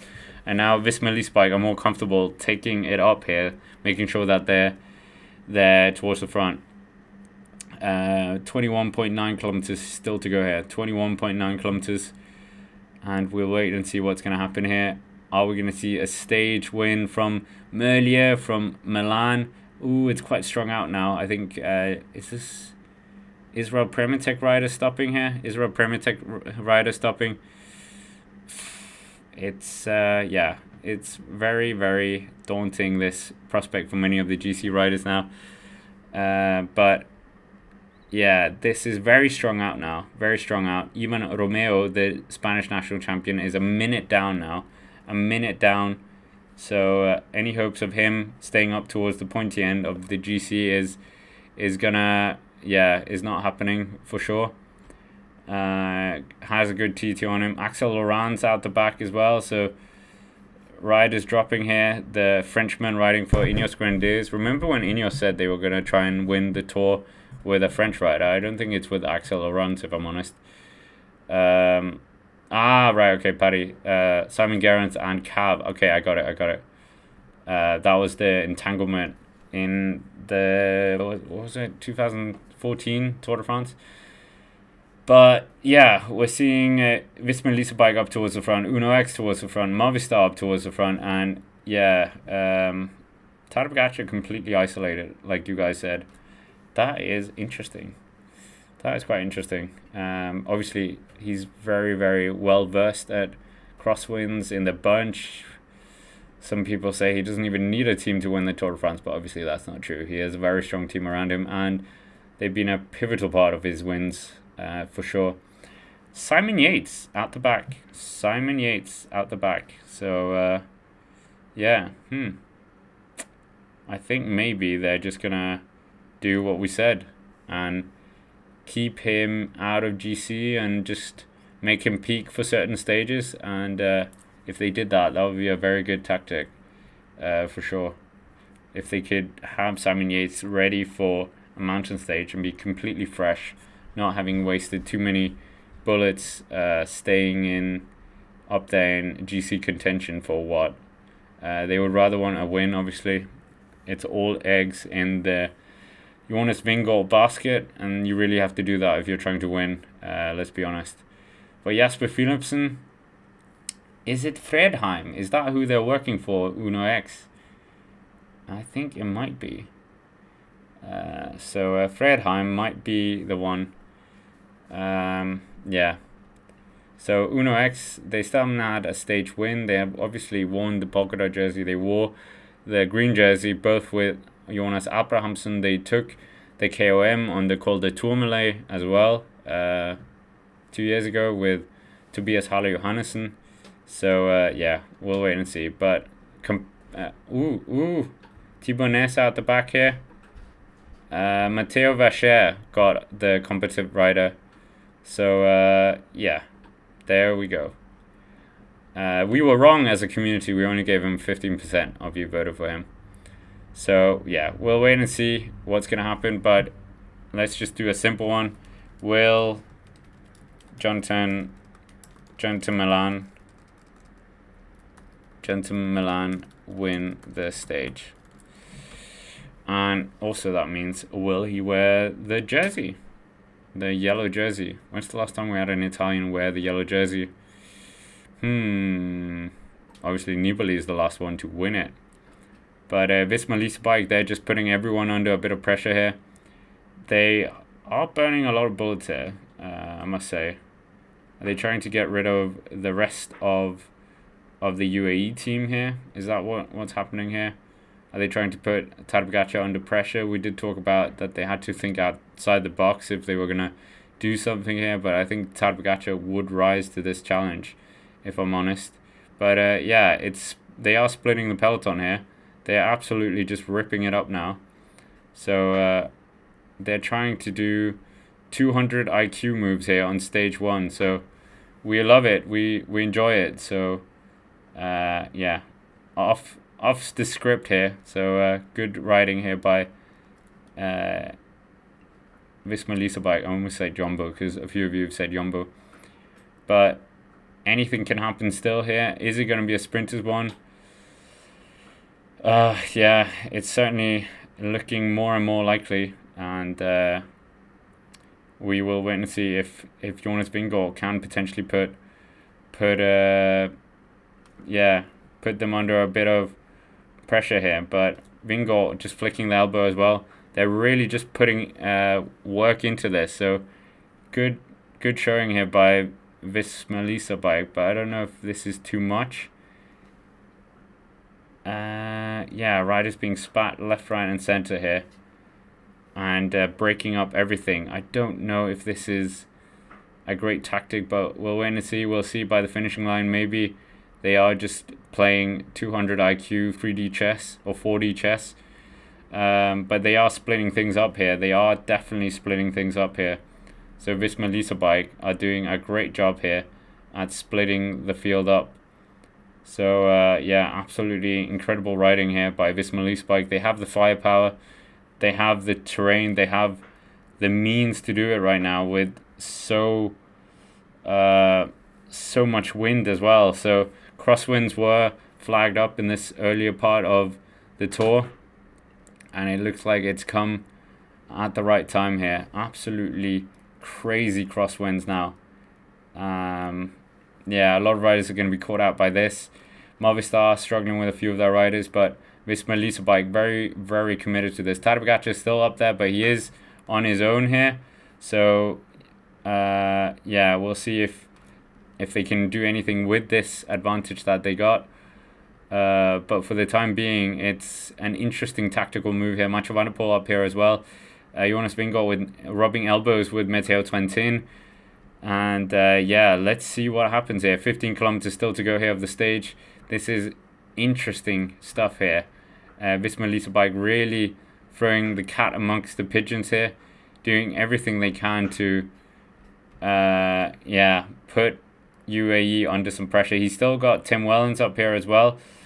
Has any of the sprinters been caught out by this as well? Tim Merlier is up here. Binyam Gamay is up here. I think most of Picnic Personnel is up here as well. So yeah, this is getting interesting now. 17 seconds they've got of an advantage over the peloton is what they're calling it, but a massive split here. Massive split. So we'll wait and see what happens. But that bit of injection on pace has, yeah, Remco Evenepoel off-roading as well. So nervous times here. Nervous times. I don't think they would want to lose Remco Evenepoel. His GC aspirations here traded in for, yeah, this is crazy. But Remco Evenepoel just falling off the side of the road for a bit, just doing his best cyclocross impersonation there. But yeah, didn't get caught out here. They've got a lead of about 20 seconds here, 14 kilometers still to go here of the stage, and anything can still happen here. Many of the big sprinters up here, so yeah, there was a guy with a bike very close as well. Binny is still up here. Binny's on the wheel of Jonas Vingegaard. And so yeah, we'll wait and see here. But right now, it's very nervous times for many of these riders. Who's being caught out here? That's the big question here. Tim Wellens is going to have a job and a half to do here. But yeah, a lot of riders getting caught out by this very well tactical echelon by Visma Lease Bike. So Visma Lease Bike really trying to attack this race, and I think that's what they have to do if they're going to put Tadej Pogacar, catch him out in some way. But yeah, a very, very small group. I think there's only around, what would you say, 25, 30 riders in this group right now. Upson very motivated to work with them. 12.7 kilometers still to go, 21 seconds.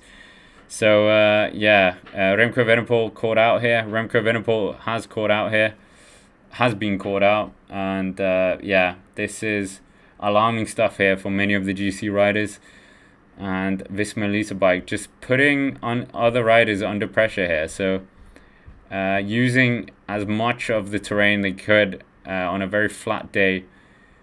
And yeah, it seems like they're trying to play their cards here. Try and play their cards as much as possible. We've still got strong riders up here. There's a lot of strong riders. Tim Wellens, as we mentioned, Tadej Pogacar is still up there, but very isolated. Remco Evenepoel in that second group, 23 seconds down. So obviously you don't want to lose any seconds here. But yeah, it's worrying times here.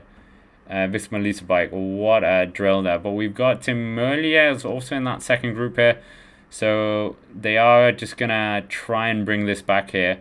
Soudal Quickstep. This is crazy that Soudal Quickstep has been caught out by crosswinds here. So normally they're masters of crosswinds. And yeah, right now they're getting a lot of help and the front group from Alpecin de Koenig with the might of, I think it's Caden Groves with Mathieu van der Poel here. You also have the newly crowned national champion of Sam Watson as well. and Jonas Vingegaard seeming very comfortable in there. You've got 11.4 kilometers still to go here of the stage.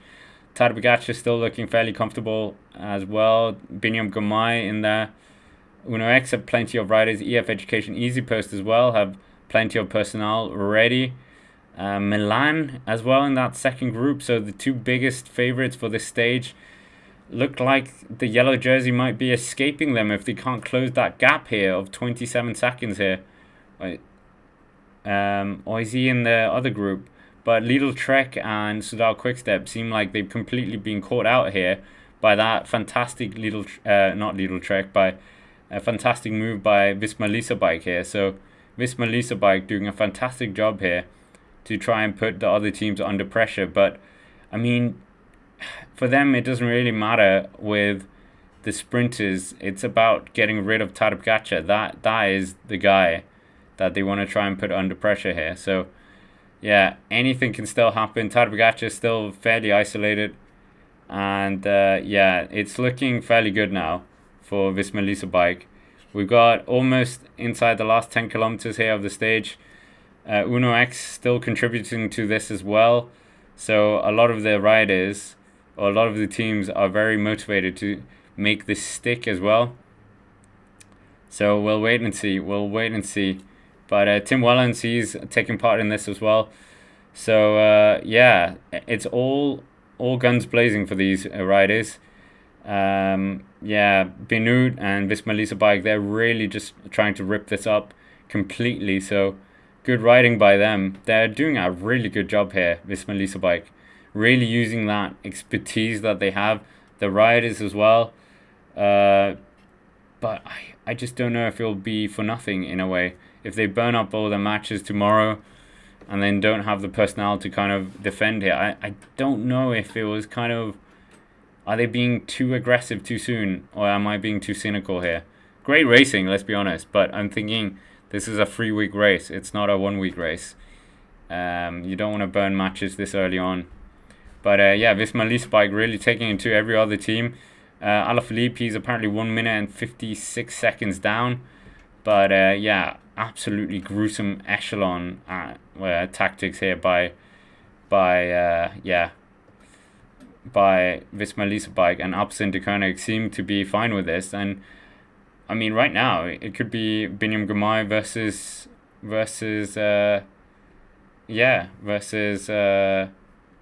Jasper Philipsen, the two riders that was duking it out for the green jersey last year. Yeah, the splits are absolutely enormous right now. Mathieu van der Poel just ripping it up even more here. Looking behind, they've formed a bit of a gap here.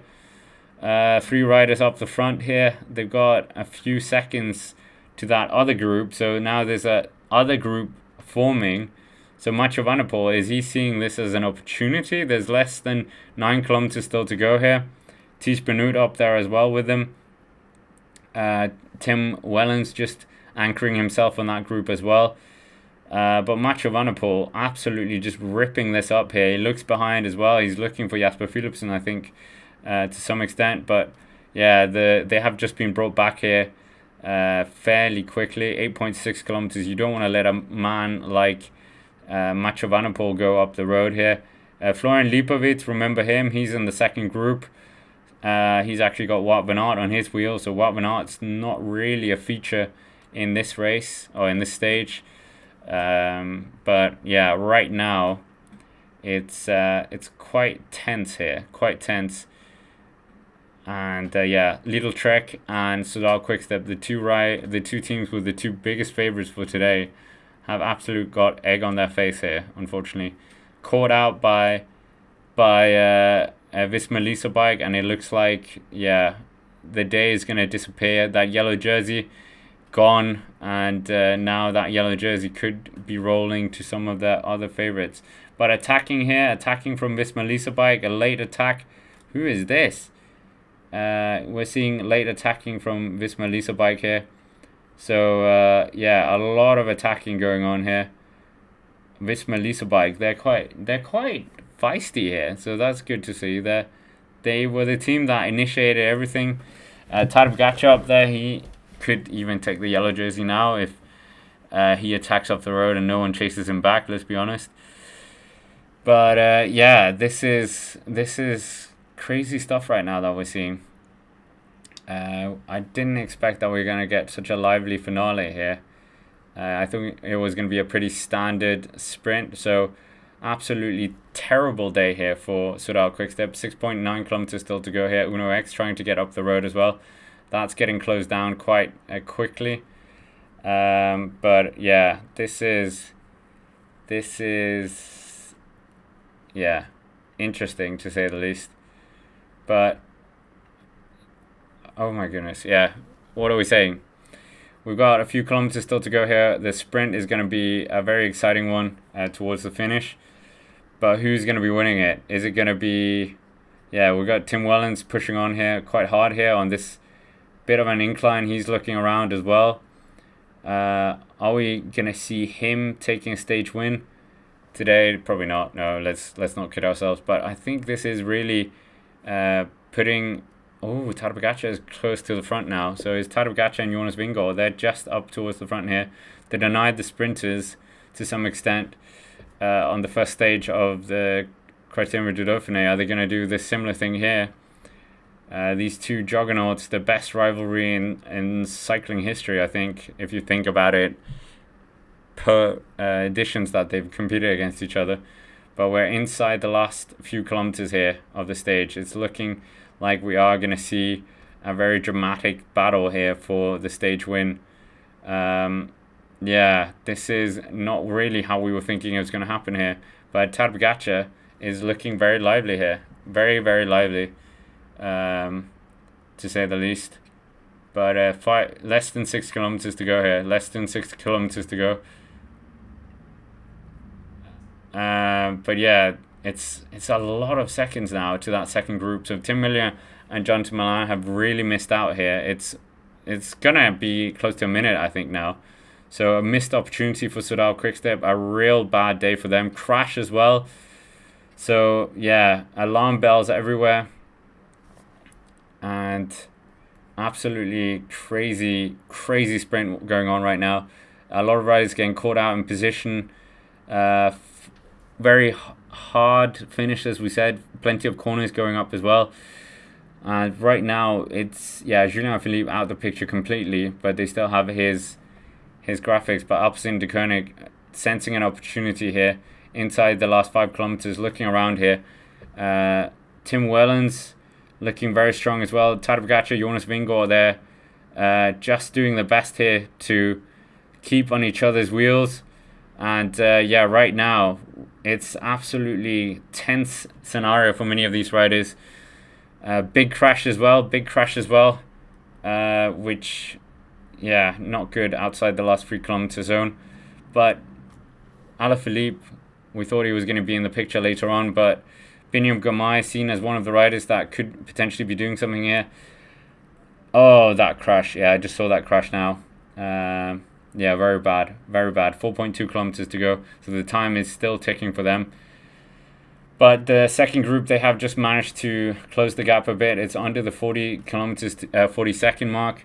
Yeah, EF Education Easy Post rider with, who was this? I think it was Ben O'Connor. Was that Ben O'Connor? So yeah, that was a very dramatic crash there that we just saw. But we trying to get to the front end of the race as well. Tadej Pogacar, Jonas Vingegaard at the front of a sprint race, not really where you thought you'd be seeing them. Looking around here, yeah, this is incredible scenes there. The two riders who've won the last 5 editions of the Tour are looking around. Tim Wellens just injecting a bit of pace as well. 3.4 kilometers to go. Yeah, UAE team members trying to do everything they can to keep this under control for Tadej Pogacar. They have no sprinter in their team, but they are up towards the front here inside the last 3 kilometers. Flicks the elbow here. Tim Wellens, Jonas Vingegaard looking very good as well. Very small group here. Which of the sprinters are still in this group? That is the big question here. We've got some very, very tricky turns coming up here for the riders. And yeah, oh, it was Vandenberg. Vandenberg was the man who crashed, so that's a shame. That was the sprint option for EF Education Easy Post. And yeah, right now it's a very tense scenario here for the riders. Oh, come on. show us the pictures. But yeah, this is absolutely incredible what's going on here for the riders. 2.8 kilometers to go here. But yeah, Marian Vandenberg, that was the rider that we're seeing. And why is it not showing the stream? Yeah, there we go. Tim Wellens, he's got Tadej Pogacar in his slipstream. The riders absolutely just seeing their incredible spot here. Jasper Philipsen, I think it's going to be his for the taking potentially. Uno X are sensing an opportunity here as well. Is this going to be their first victory as a team? Are they going to get the yellow jersey for the first time? Biniam Girmay is in there as well.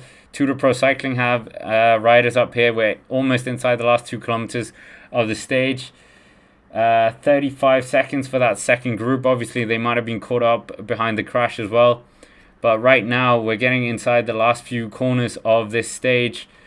Don't show the pictures of the riders who crashed. We care about that later, not now. But yeah, it's very, very tense. Very tense here. And lost pictures. What is going on? Why are the Eurosport stream crashing? But yeah, here we go. Inside the last kilometer, we're seeing Uno X Mobility. They are the ones leading it out here. Come on, Uno X. Are they going to be taking a famous win here? Are they going to be able to do it? That is the big question. They've been at the Tour de France for many years here and haven't left with a stage win. Is this going to be the stage win that they take? We'll wait and see, but Uno X in a very good situation here. Very good situation by them. Come on. Where is it? Uno X very strong, but we have Alpecin de Koenig inside the last 600 meters. It looks like it's going to be Jasper Philipsen versus Biniam Girmay here. Jasper Philipsen versus Biniam Girmay. Yeah, we're seeing the other side now. Come on. But a great lead out by Alpecin, and it looks like Jasper Philipsen took the stage win here. Macho Van der Poel absolutely doing a superb job for Alpecin, and Biniam Girmay here is going to be in. Yeah, it looks like Biniam Girmay just got second place there, and it just froze at the wrong place. But yeah, it looks like Jasper Philipsen got a comfortable victory. We've got plenty of things to go through there. We'll get the top 10. And what a absolute mess of Eurosport stream to freeze up there. But yeah, that was... the time is ticking right now. The time is absolutely ticking right now for the other riders that were caught out in the moves behind. So yeah, absolutely disappointing for a lot of these teams. We're going to get Jasper Philipsen in the yellow jersey for the first time. He takes another stage to add to the many stages he's had already. Jonathan Milan attacks what could have been. Merlier doesn't even attack. But yeah, what could have been for Jonathan Milan. But yeah, absolutely incredible lead out there by Alpecin. Good job by them. Jasper Philipsen takes the victory comfortably there. Biniam Girmay second place, so a good second place by him. And yeah, wow, what a stage! What a stage! It wasn't a boring, flat stage for sure. But there's a lot of things that we have to dissect here. I'm gonna head over and do the recap race analysis with Patrick Blake. We have got the podcast, of course, so I'll share that podcast with you as well. But Alpecin, what a win from them! That was a popular win for them. They weren't really looked at as the big favourites for today. Obviously, all the talk was about Merlier and also Jonathan Milan. But yeah, this man absolutely just proved them wrong here. Absolutely just did what he does best here.